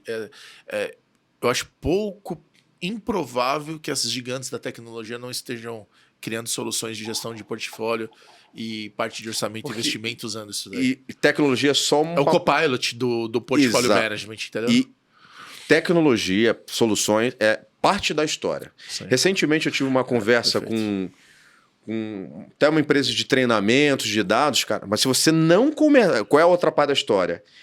Treinar as pessoas para ter uma cabeça analítica não adianta. Porque isso me remete, eu acho que eu curto mesmo... Que aqui a gente está indo para Data Analytics. Vai estar em algum lugar. Eu só estou me antecipando, porque é um caso de insucesso que eu gosto de contar. Que lá no início de 2010, 2012, eu tinha uma visão, falei, cara, não estou dizendo que eu sou o gênio da raça, não é esse o meu ponto. Acho que eu me apaixonei por uma visão de BI self-service. Eu parti da premissa que se eu resolvesse o arcabouço tecnológico, as pessoas saberiam fazer uma montagem do seu... conseguir montar os indicadores, etc. Você sabe o que eu descobri depois de 2 anos de projeto? O cara falou, bicho, me dá o meu relatório. Simples, eu não quero inventar indicador nenhum, visão analítica nenhuma. Resumindo, mais de 90% das pessoas, elas não queriam fazer BI self-service, ela queria ter o relatório dela com indicadores definidos para ela que fizesse acompanhando. Apenas 10% queria um BI self-service. E sabe o que eu descobri também do BI self-service? O cara não queria uma ferramenta, ele queria, bicho, me dá o dado bruto que eu vou fazer na planilha. Na planilha. Esse cenário eu passei também, eu acompanhei. Na época eu estava num banco gigantesco e eles tinham um projeto gigante disso. E aí, o que acontece? Isso daí que a gente viveu, talvez não vivêssemos mais, né? Considerando coisas que a gente conversou hoje, porque se a gente tivesse colocado o usuário na frente antes, aquela enxurrada de pessoa comprando Tableau, não sei o que, eu ia em empresas que eles tinham das 4 maiores ferramentas de data visualization do mundo, eles tinham. E as pessoas não usavam. E aí, após... Terminava no Excel. Ou não usava mesmo. E aí, uma vez, um amigo meu chegou pra mim e falou assim, Rodrigão, pensa aqui comigo. Aí eu falei pra ele, conta. Ele é um cara muito legal, assim. Ele falou assim, as pessoas, na verdade, as pessoas querem o dado, só que a gente tá acabando de colocar o processo na frente. Então, é um técnico falando assim, não, agora eu pus um data warehouse, agora que você vai consultar. Não tava entendendo. Aí ele falou assim, quando a gente parar pra olhar de fato, é o cenário que você descreveu. Só que eu só vou usar outra forma pra você ver como era uma dor de não colocar o cliente na frente. Como você falou, 10% só queria e queria copiar para algum lugar.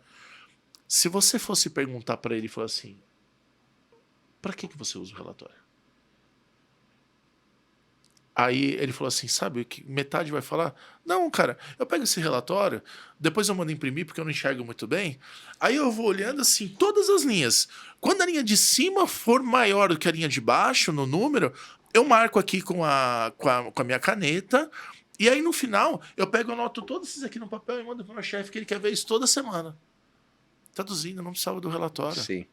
Era só pegar, implementar aquela regra, entregar para o chefe por e-mail, já era.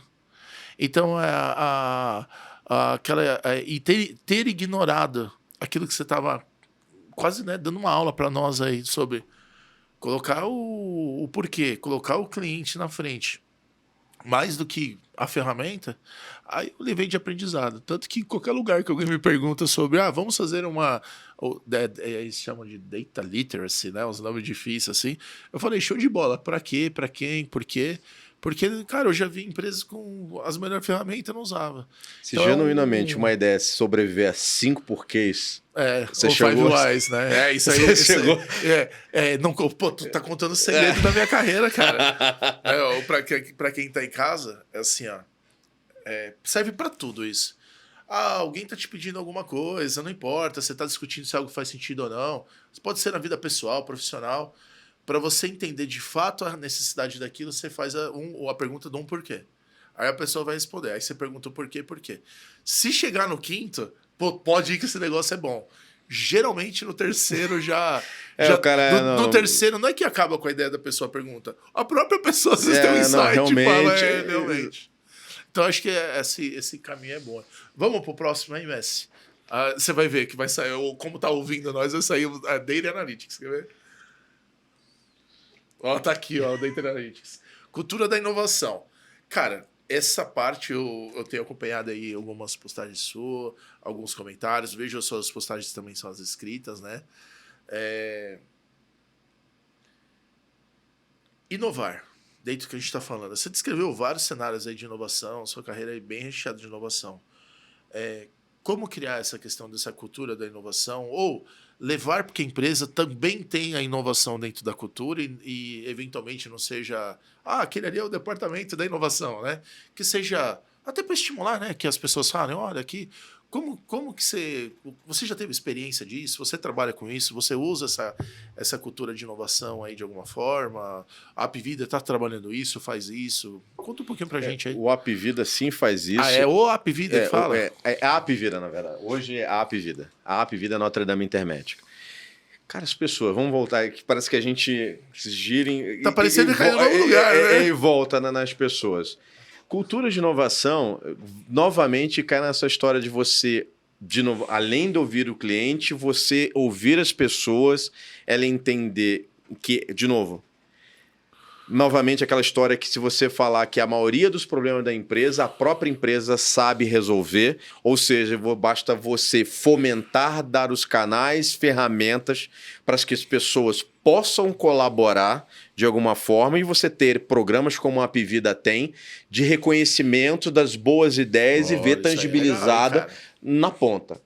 Cara, tem esse estímulo tem um programa do Apvida de intraempreendedorismo genial nesse sentido e que faz todo o sentido do mundo, cara. Sim. Pô, mas imagina só, você tem uma empresa de 70 mil funcionários que a essência dela é atendimento ao cliente, imagina quantas boas ideias a ponta tem.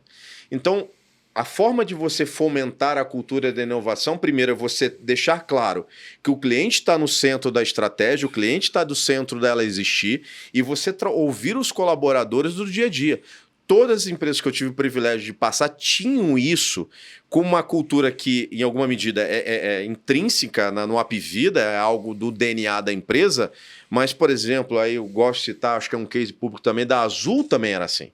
De você estar ali provocando as pessoas para que elas tragam e elas têm que se... Não basta só você pegar a ideia, uma caixinha de ideias que você bota na recepção da empresa e que no final você não faz nada com aquilo.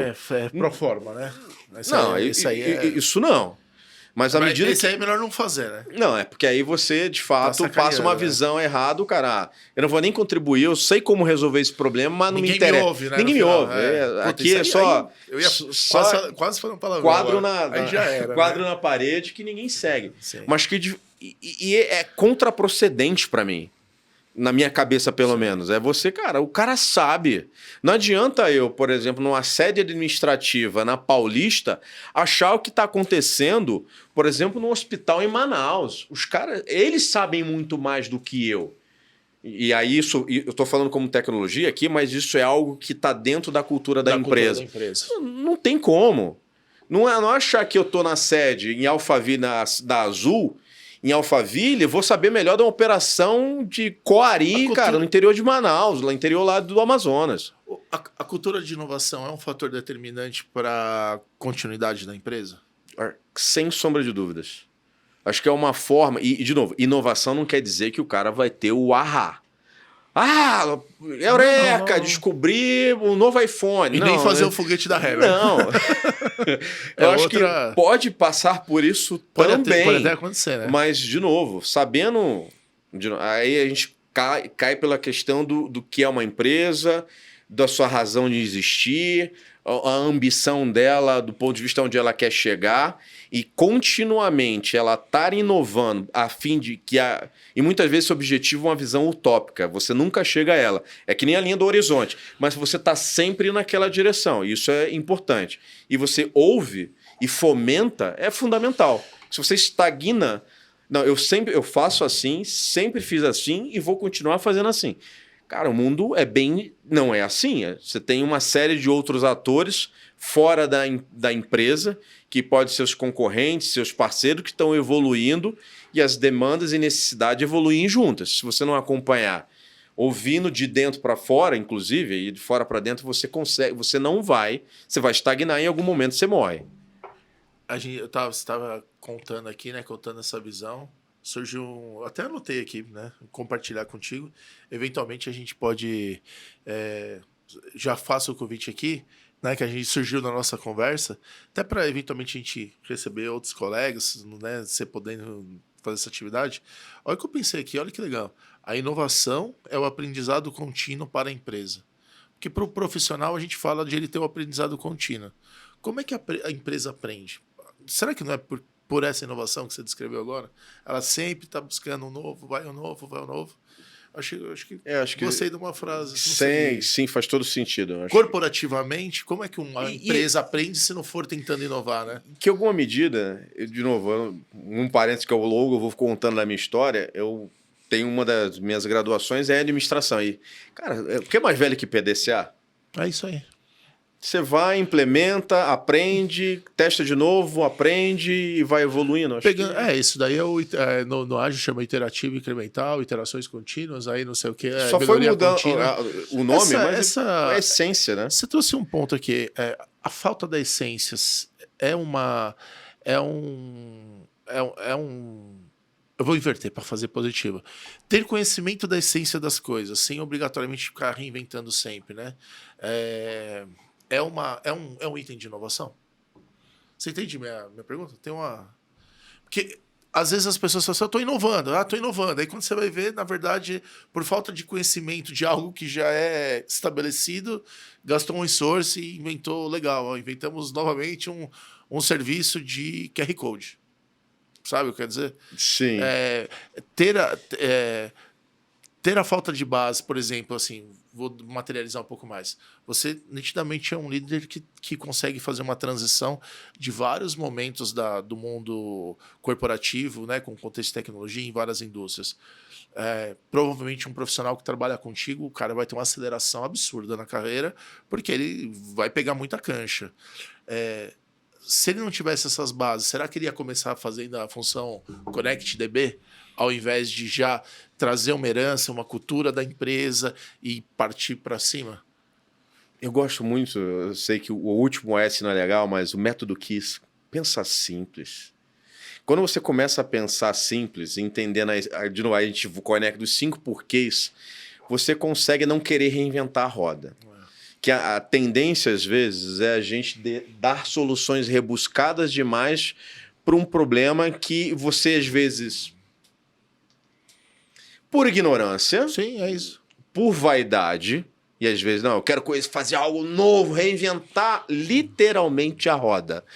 E vamos falar do nosso mundo de tecnologia, um negócio totalmente over-engineering. Tu olha assim, meu Deus, para que diabo é isso?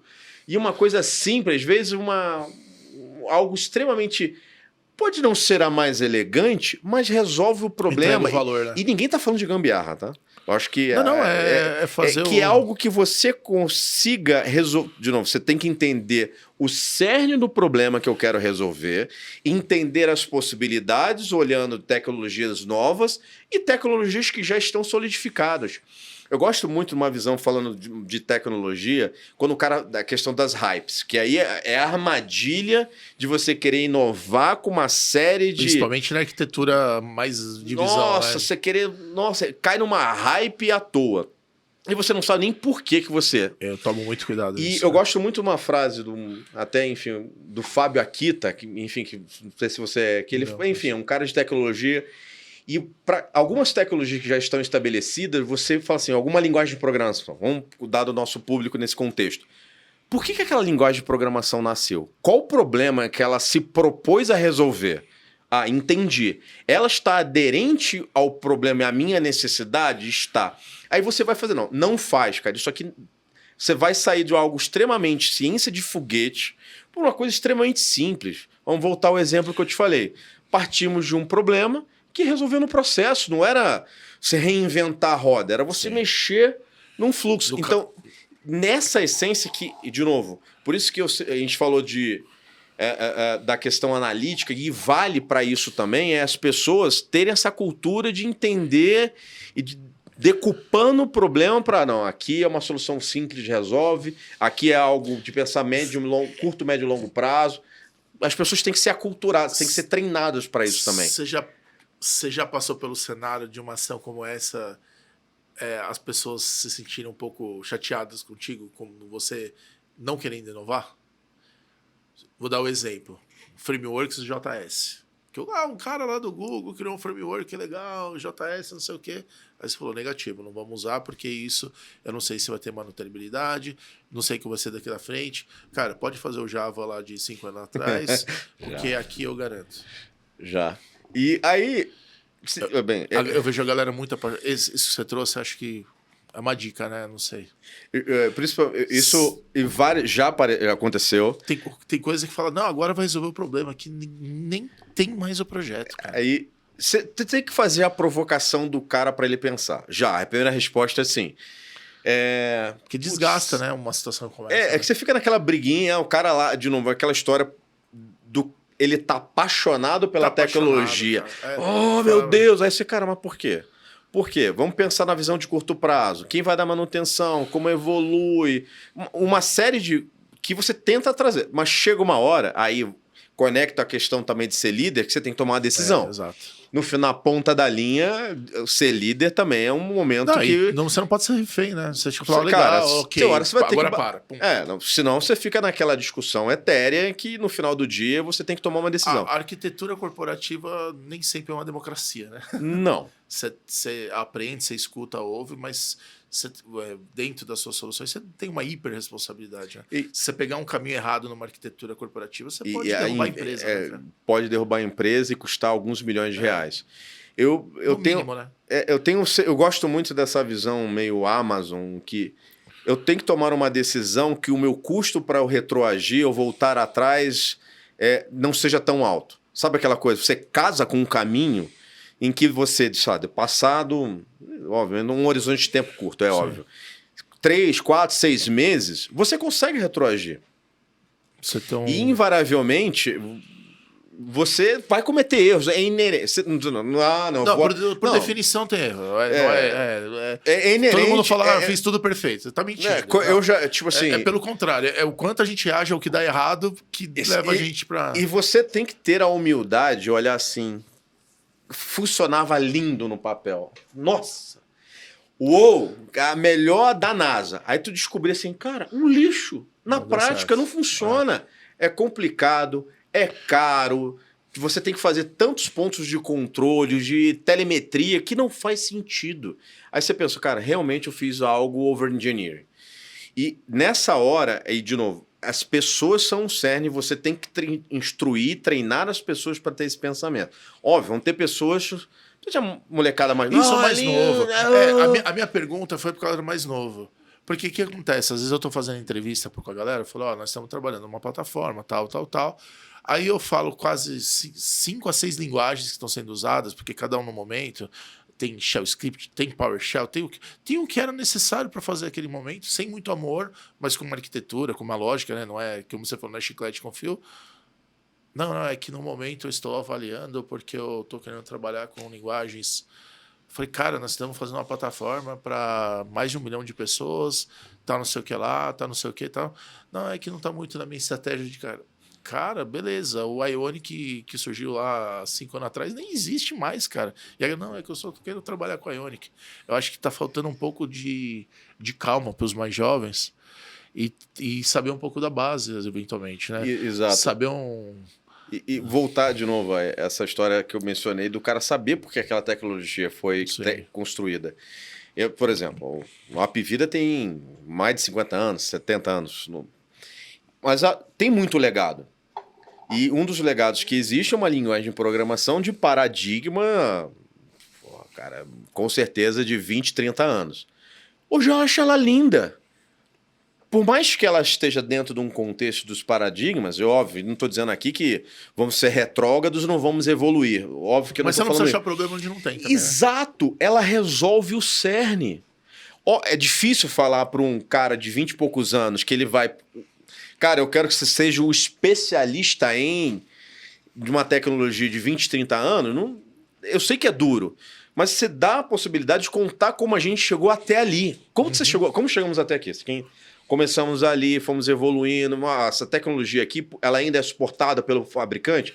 Ela ainda é. Ela continua sendo relevante para o problema que a gente tem? A gente ainda é. Tem algum valor para o negócio você mudar? Não! Você tocou num ponto que, na minha visão, é o motivo da causa da derrocada, da falta de sucesso de muitos empreendimentos no Brasil que tocam em tecnologia. É assim, ó, o cara começa, empresa nova, às vezes ele não é o cara da tecnologia, então ele tem que contratar. Se ele tem que contratar ou um sócio dele não é da tecnologia, vai ser a linha mais cara que ele vai ter no painel, né, lá no balanço dele. Aí ele vai chamar lá alguém. Esse alguém ele não vai conseguir contratar um super desenvolvedor, não vai ser um arquiteto, normalmente vai ser um desenvolvedor, ou um arquiteto com freela, alguma coisa assim. Estou trazendo uma realidade aí, small, medium business, né? De negócios menores e médios. Médios não, mas menores. Aí ele pega lá o primo lá, que é o desenvolvedor. Fez, tá ótimo, cara, tem que fazer com o que tá na mão, é excelente. Aí cresceu um pouquinho e tal, aquele primo já não faz mais aquilo, aí ele vai pro próximo. Esse próximo, ao invés de tentar entender o que foi feito, tem problemas, tem coisa para desenvolver, o que ele fala? Não, puta, cheguei numa conclusão, cara. Nós temos que refazer a plataforma inteira. Aí esse cara que é o dono da empresa não é de tecnologia, o que ele faz? Ele confia na pessoa. Aí vai lá, mete investimento. Aí resolveu os problemas, vamos dizer que foi um baita sucesso, só que a gente sabe, né? No dia seguinte tem novas features e tudo mais. Mas aí esse cara, foi estudar lá na Austrália, lá. Legal. Agora tem uma grana mais, mas desenvolveu um outro desenvolvedor, talvez vai ser quase um arquiteto, com um mindset maior. Mas ele não entendeu porque não tinha documentação. E assim vai. Aí o que ele faz? Puta, cara. Vamos ter que refatorar, vamos fazer tudo zero, nossa. Tudo. Aí sabe o que acontece? Come o dinheiro do cara. O fator crítico de tecnologia hoje para novos negócios é absurdo. E às vezes o empreendimento vai pro saco. Você perde, né? Por causa da falta desse mindset de, ok, cara, isso eu trouxe até aqui, a gente até aqui. Tem COBOL. Ok, mano. Maravilha. Vamos trabalhar com isso. Não tem problema nenhum. É até se não me engano, um pensador inglês, Chesterton, que é a cerca de Chesterton, que fala, nunca destrua algo se você não sabe por que ela foi criada. Que é a metáfora da cerca. Cara, se aquela cerca tá lá, ela teve um motivo para que ela está lá. Cara, eu acho que tá aí um ponto de treinamento. Assim que a gente faz um embarque de novos desenvolvedores, áreas de tecnologia, a gente começar essas teses mais filosóficas. Olha, é filosófico, mas que ajuda a criar sinapse. Isso faz todo sentido. Porque é por isso que eu volto àquela história. A gente tem que fazer esses profissionais em vários níveis pensar dessa forma. Cara, não vamos falar de TI hoje, vamos falar, sabe aqueles casos práticos de algumas tecnologias, você dá um cenário, o que você faz aqui? Não, aí por que aquela tecnologia ainda é relevante? Por que aquilo aqui ainda existe? Por que aquilo foi feito? Porque muitas vezes as pessoas têm a tendência de ter aquela sensação da vaca em cima da árvore. Que ela faz duas perguntas, como e por quê? Cara, muitas vezes, por mais... E a gente sabe que isso acontece, que há algumas atrocidades... Eu não faria exatamente assim, mas entendi porque ela está lá. Em alguma casa. Porque senão você começa a ter... Aí você não inova. A inovação você não consegue, morre, você só... Você gasta o dinheiro da empresa, no final do dia, você só tá reinventando o velho. Exato. Porra, cara, ok, você faz... Aí, eu odeio esses jargões, mas... Cara, faz melhorias incrementais, entende o problema. Não, vamos pegar e isolar isso aqui, vamos fazer aos poucos. Porque se você tentar refazer tudo, não dá. Eu posso dizer pelo meu próprio caso. Imagina, eu entro na companhia... para apoiar a Jodaela, fazer uma fusão em que vai fazer a sinergia de operações de uma plataforma de quase 20 anos que estava operando com 5, 6 milhões de clientes e vai operar com 15.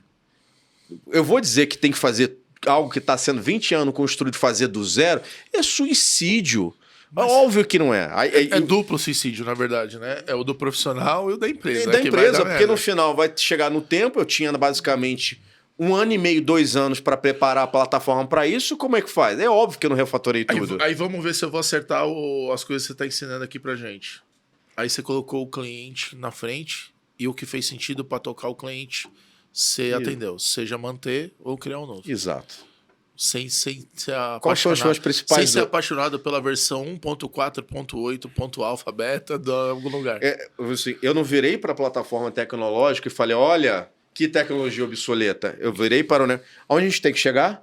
A gente tem que fazer a fusão, foi definido que a plataforma tecnológica é essa, vamos rodar com 16 milhões de clientes, mas vamos fazer que ela esteja preparada para rodar com 30, os principais processos críticos de negócio são esse, e você tem 1 ano e meio.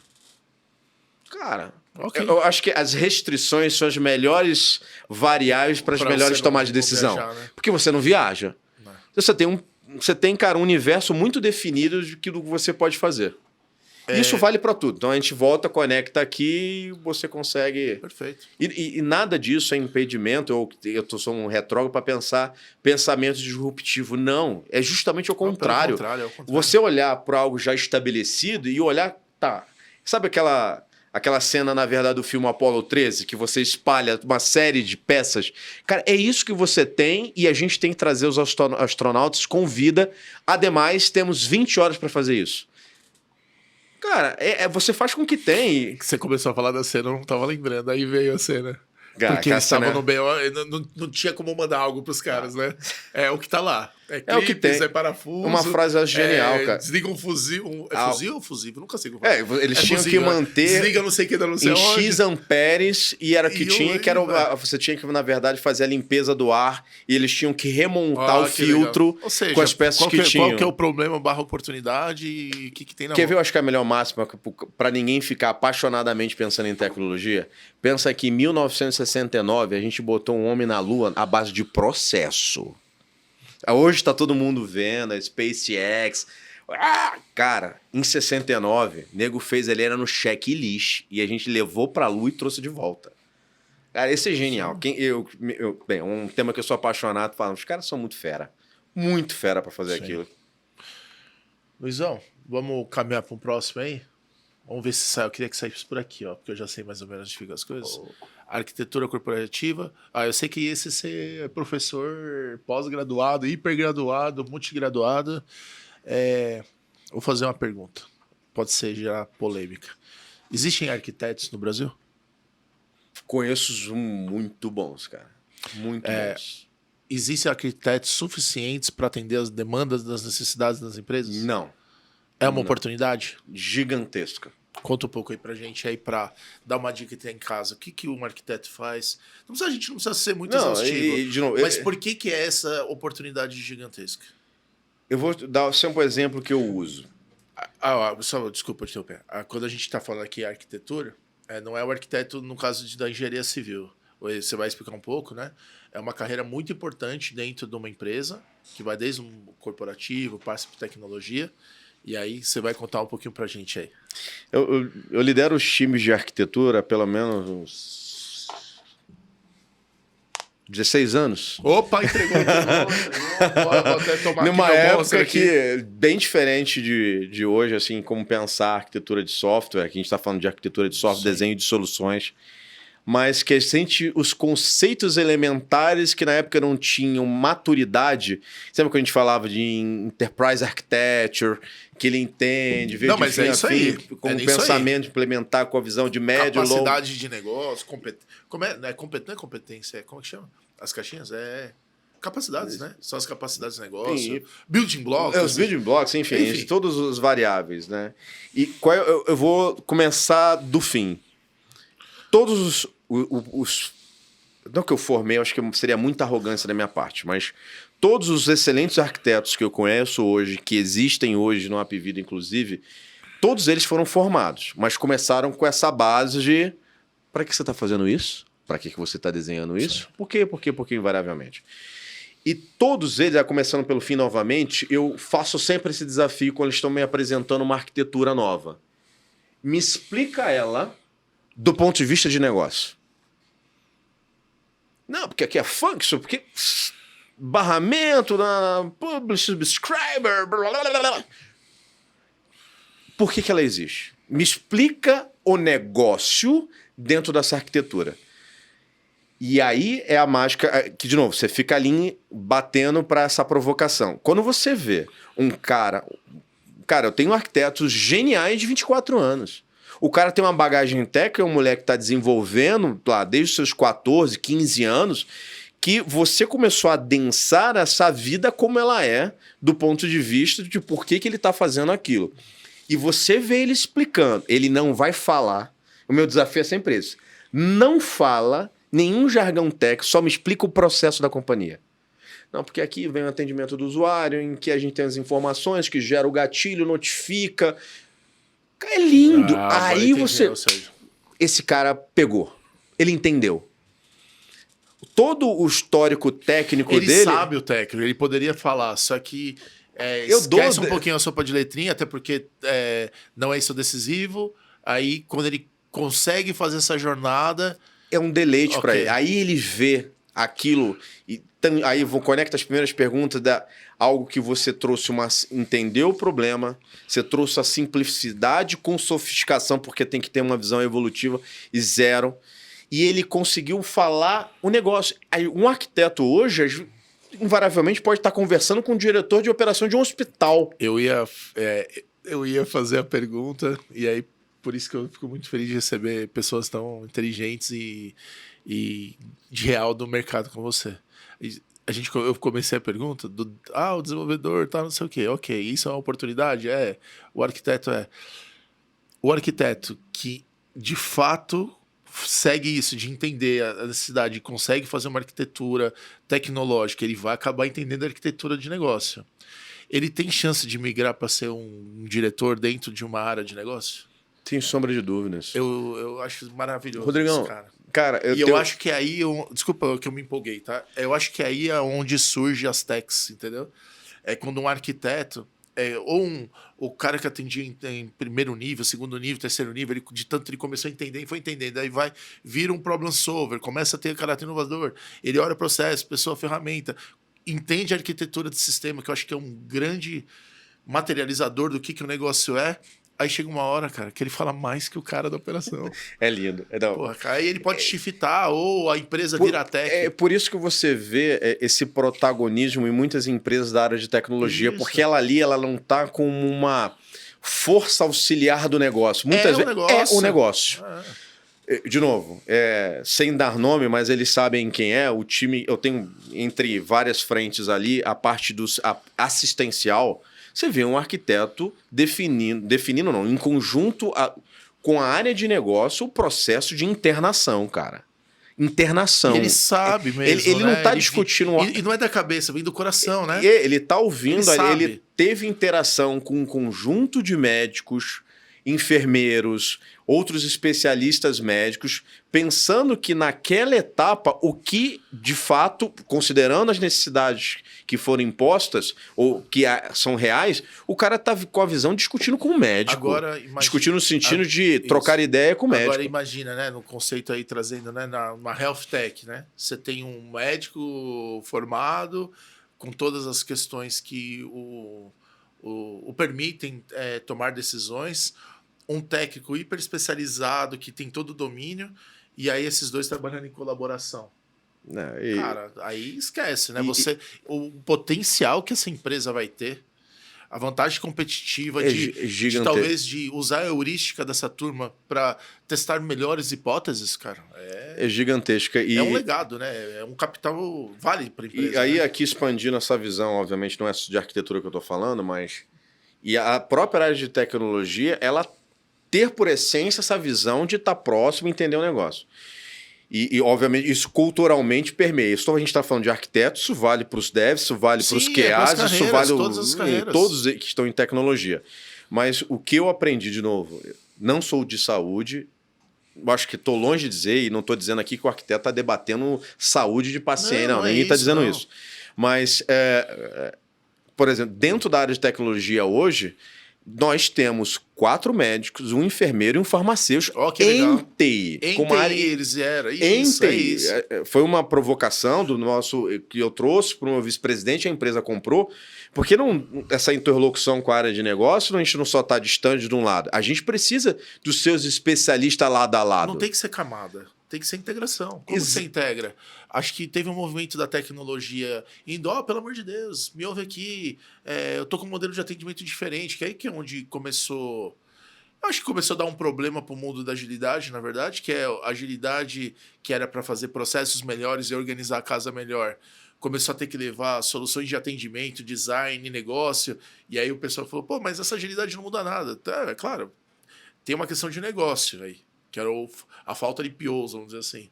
Aí olha que legal que você está falando. A TI está indo para negócio, que a gente estava bem, e aí você trouxe, não, mas olha só, eu tenho pessoas de negócio, que eu vou mudar o termo talvez, tem pessoas de disciplinas técnicas de outras áreas participando das iniciativas. Sim. Né?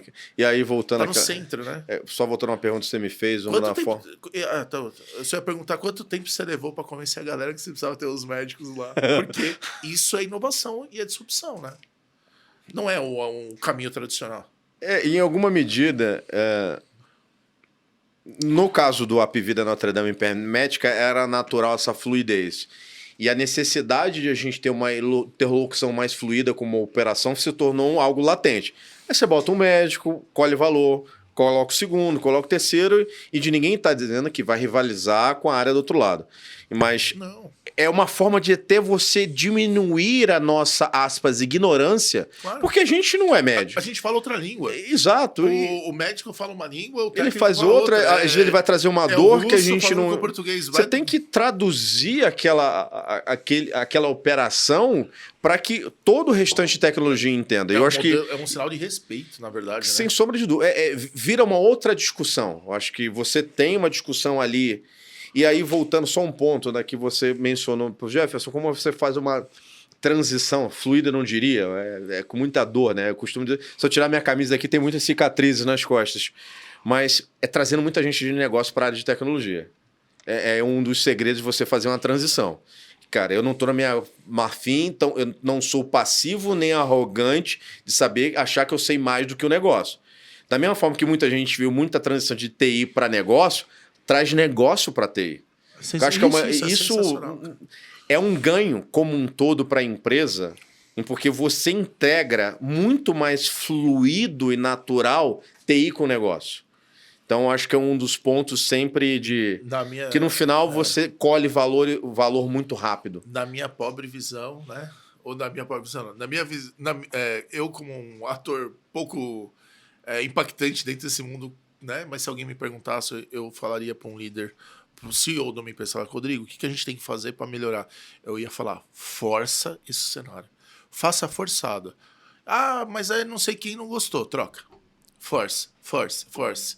Até que você transformasse isso numa questão cultural. Porque aí ninguém vai segurar. Na minha visão, ninguém vai segurar. Porque você está pondo todas as pessoas são melhor, trabalho colaborativo, o conceito da cocriação fica natural, você tem a facilidade de colocar o cliente no centro, né? Exato. Fica fácil. Porque assim, ó, o que todo mundo consegue falar em comum aí? É o cliente no centro, né? Se você conseguir trazer isso e a experiência da empresa multicamada... De novo, não é aquela coisa do...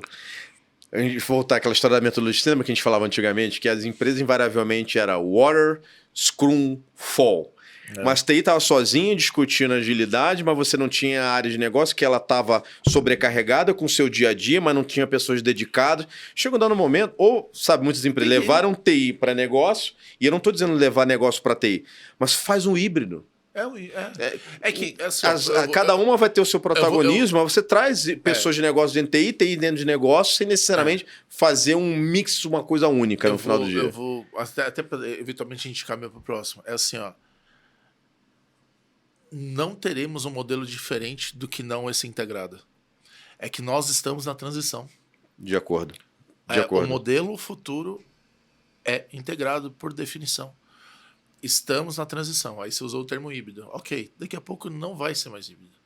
A força é impossível de segurar. É uma visão minha aí. Vamos fazer mais uma perguntinha. E aí, mais um item aqui. E aí vamos pro... Infelizmente... eu achei que 2 horas seriam um pouco. Seriam muito, hein? Nada, a gente tem muita atividade aqui. Saúde física e mental no ambiente digital. Acho que antes eu acabei fazendo uma pergunta sobre esse tema. Tem algum item que você quer passar sobre esse tema ainda ou tentar um outro? Acho que é equilibrar. Principalmente hoje em dia, que eu sei que eu preciso fazer atividade física, e acho que as fronteiras entre a pessoa física e a pessoa jurídica, elas estão entrelaçadas. Então... Um bom equilíbrio, em alguma medida, acho que é fundamental, senão não funciona. Dentro dessa questão aí, eu acho que é uma pergunta, acho que não vou tentar estender muito, mas assim, as pessoas normalmente têm dificuldade de fazer essa integração, né? Por N motivos aí, acho que é difícil de apontar as variáveis. Mas uma hipótese minha com a pergunta. A falta de habilidade de fazer gestão do tempo pode ser um desafio para manter o equilíbrio da saúde física e mental? De acordo. Impacta tanto o trabalho quanto a saúde da pessoa? Eu acho que total. Acho que quem sou eu para fazer alguma prescrição para as pessoas? Mas uma delas definitivamente é você fazer gestão do tempo. Eu não conseguiria... Pensar que, na verdade, na época que eu montei a minha empresa, os meus filhos gêmeos chegaram. Então, eu tinha acabado, estava empreendendo. Tava tranquilo a vida, né? Pandemia, com 2 crianças em casa. Cara, se eu não te fizesse efetivamente... E tudo, eu sempre gosto de uma tríade, seria priorização, foco, disciplina e execução. Isso vale para a vida pessoal e profissional, cara. Se você não definir claramente suas prioridades, e você focar para a execução do início ao fim... não vai funcionar. E você ter a disciplina, sei lá... Eu sinto... Algumas pessoas perguntam às vezes para mim, Rodrigo, mas como que você faz tanta coisa ao mesmo tempo? Eu falei, eu não faço ao mesmo tempo. Eu organizo o que eu preciso fazer, seto prioridades, e tem coisa que alguém pode me pedir agora, e eu vou falar assim, olha, eu não posso para agora. Posso te entregar isso aqui 4 dias? E eu vejo que a galera tá um pouco perdida nesse sentimento do para ontem que a gente vive numa vida externa. A vida não é para ontem. Pega e fala, olha, pô, entendi o que você está me pedindo, entendi a importância, daqui 3 dias eu te entrego. Podemos falar novamente e tal? E aí vai orquestrando, e no final você responde todo mundo. Se você vê que vai atrasar alguma coisa, avisa antes, pô, eu vou atrasar aquilo ali. Cara, se eu te entregar isso, você já tá bom? Eventualmente, o 80% já faz. Eu vejo que, principalmente os mais novos, eles têm dificuldade de entender essa gestão do tempo. Do pouco de dizer assim, pode ser depois? E aí, cara, com esse negócio do WhatsApp, Teams, não sei o quê, você tá trabalhando aqui, provavelmente 3 pessoas já me pediram alguma coisa aqui. Eu não vou. Parem de responder o WhatsApp em tempo real. Eu também falo pra galera. Falei, para de responder, cara. É a capacidade de dizer não, né? Se você responder todo mundo em tempo real, o que a pessoa pensa do outro lado? Tá fazendo nada, tá me respondendo. Por que não me entregou? Fala com calma, cara. A capacidade de dizer não, acho que em alguma medida, e não estou dizendo aqui, você sempre é não para tudo. É o não construtivo. Exato. É o não construtivo, é não agora. E aqui, você tem uma N oportunidade, N possibilidade, N, para a vida pessoal e profissional.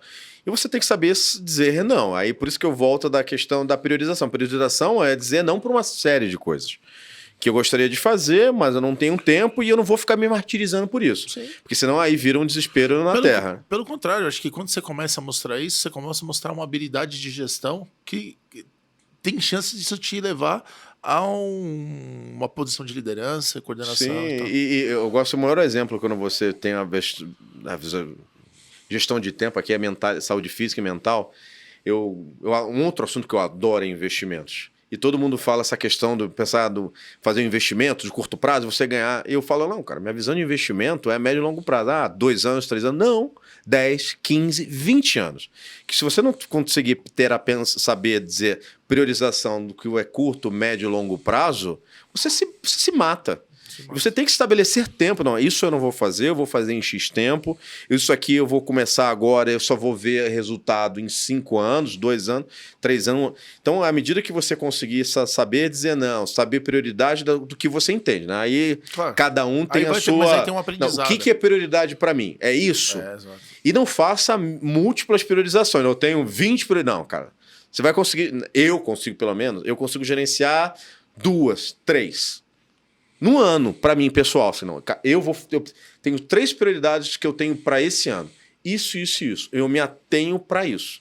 Óbvio, que aí eu consigo focar esforço sem sofrer.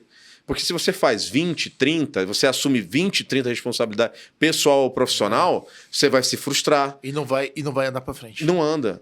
É aquela história que você tem muita iniciativa, pouca acabativa. Eu prefiro, na verdade, chegar mais longe numa única prioridade do que abrir 20 frentes e não andar quase nada. Perfeito, isso.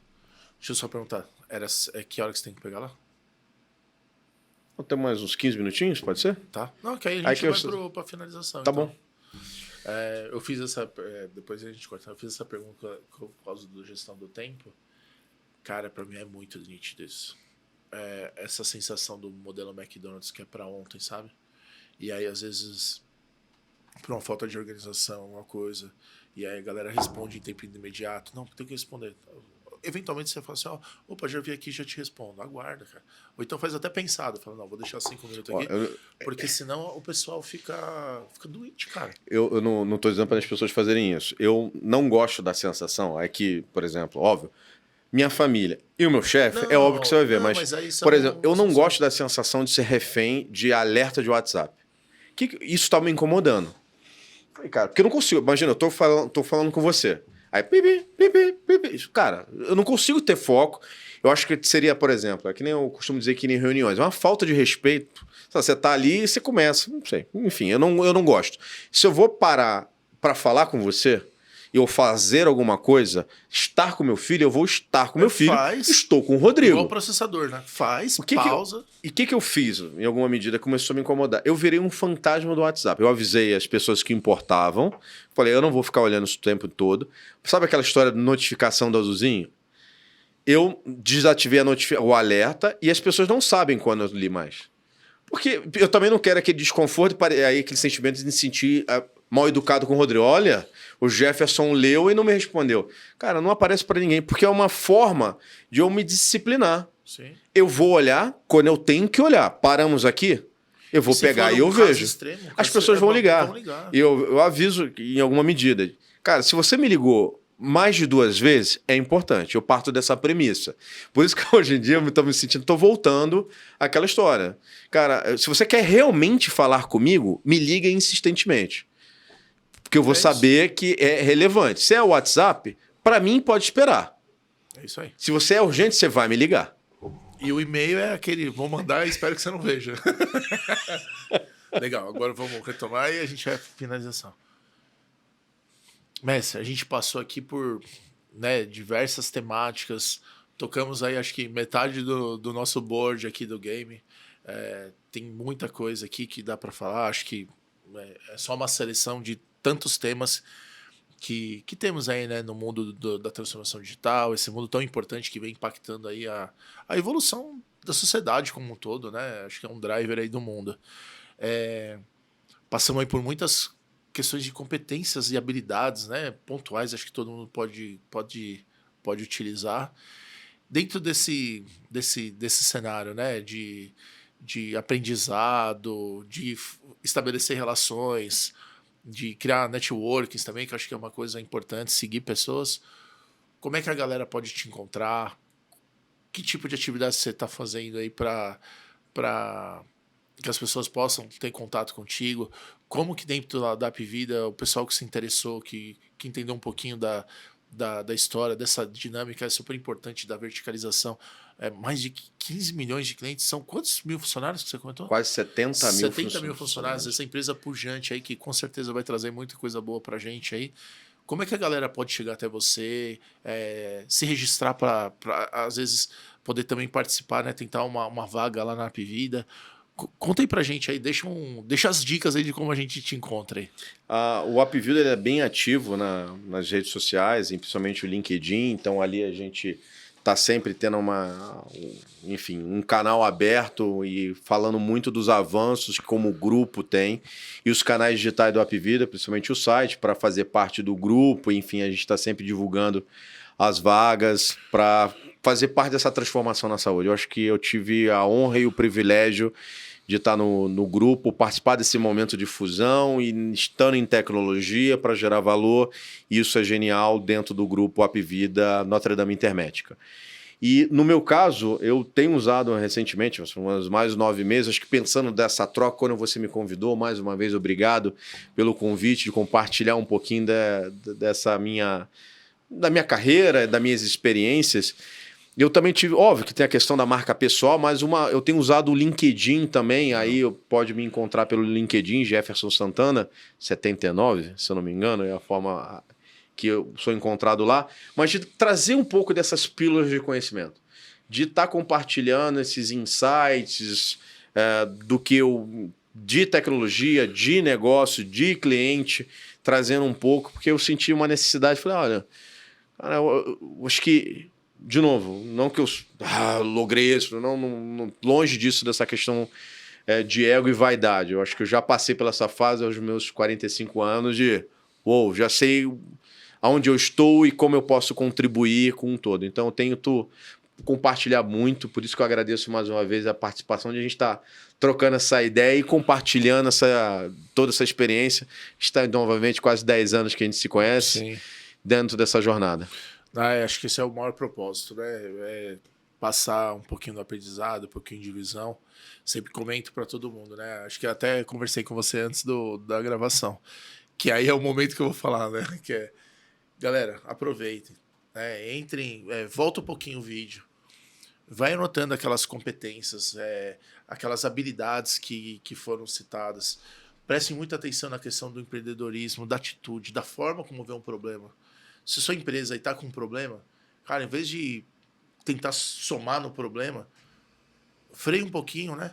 Abre a visão, junta pessoas, ouve um, ouve o outro, que eventualmente você vai começar a jogar um jogo diferenciado e normalmente é o jogo que as pessoas de sucesso jogam. Você que acompanha aqui, você está vendo que existem alguns padrões. A galera que vem aqui, o Jefferson, são gestores sêniores, são diretores, são empreendedores, são pessoas que venderam suas empresas. Elas acabam tendo um padrão. E eu juro que eu não estou selecionando o padrão. Mas quem tem uma boa história para contar, né? Você foi um pouco mais modesto, né? Na questão não gosto de contar assim. Mas, cara, vocês tocavam uma operação de uma empresa de companhia aérea, hoje verticalizando um negócio que é de extrema importância, trabalhando com meio de pagamento numa inovação que não tinha. E em todos esses aí, olha só, 15 milhões de clientes, 70 mil pessoas. Quantos são os milhões de clientes de uma aviação? Quantos funcionários que não tinha ali, que tinha uma operação aeroportuária? Então, assim, é muito legal ver isso, cara. Assim, às vezes, talvez você não tenha a sensação, mas quando você posta lá no seu LinkedIn, a gente acompanha, consegue imaginar um pouco o que está por trás. E assim, quanto mais você compartilhar com a gente, com certeza a gente vai ficar muito feliz. Porque, além de tudo, cara, tô uma boa praça, cara. É legal conversar contigo. Obrigado. Fala de forma boa, assim, pra gente entender, né? Porque a gente não é da área da saúde, né? Pô, e pra explicar na área de aviação, né? Quando querem. Então é um prazer. Eu vou organizar aqui uma mesa aí para trazer outras pessoas, assim, de mesmas experiências, né? Pra gente fazer uma conversa. Eu ainda vou chegar um dia que eu não vou participar e vocês vão tocar, porque é isso, né? É levar essa informação sem intenções, né? A gente planta, depois deixa Deus regar lá e aí o que voltar a gente aproveita. É isso. Valeu, Messi. Eu que agradeço. Muito obrigado. Parabéns pela iniciativa mais uma vez. Desculpa se eu estendi um pouco mais aqui no final, é porque eu tô feliz mesmo. E eu admiro muito você. Obrigado. Valeu. Galera, mais um masterclass aqui rolando aqui dentro do Movencast, assim como nos outros episódios. Aproveitem aí. Brigadão. Vamos aguardar o que vem pela frente. Deus abençoe aí esse nosso projeto, o Movencast. Obrigado pelo Grupo Move por permitir. E valeu por todo mundo aí que coordena aí toda a parte de técnica e de organização aqui do Movencast. E é isso aí, galera. Valeu. Tchau, tchau.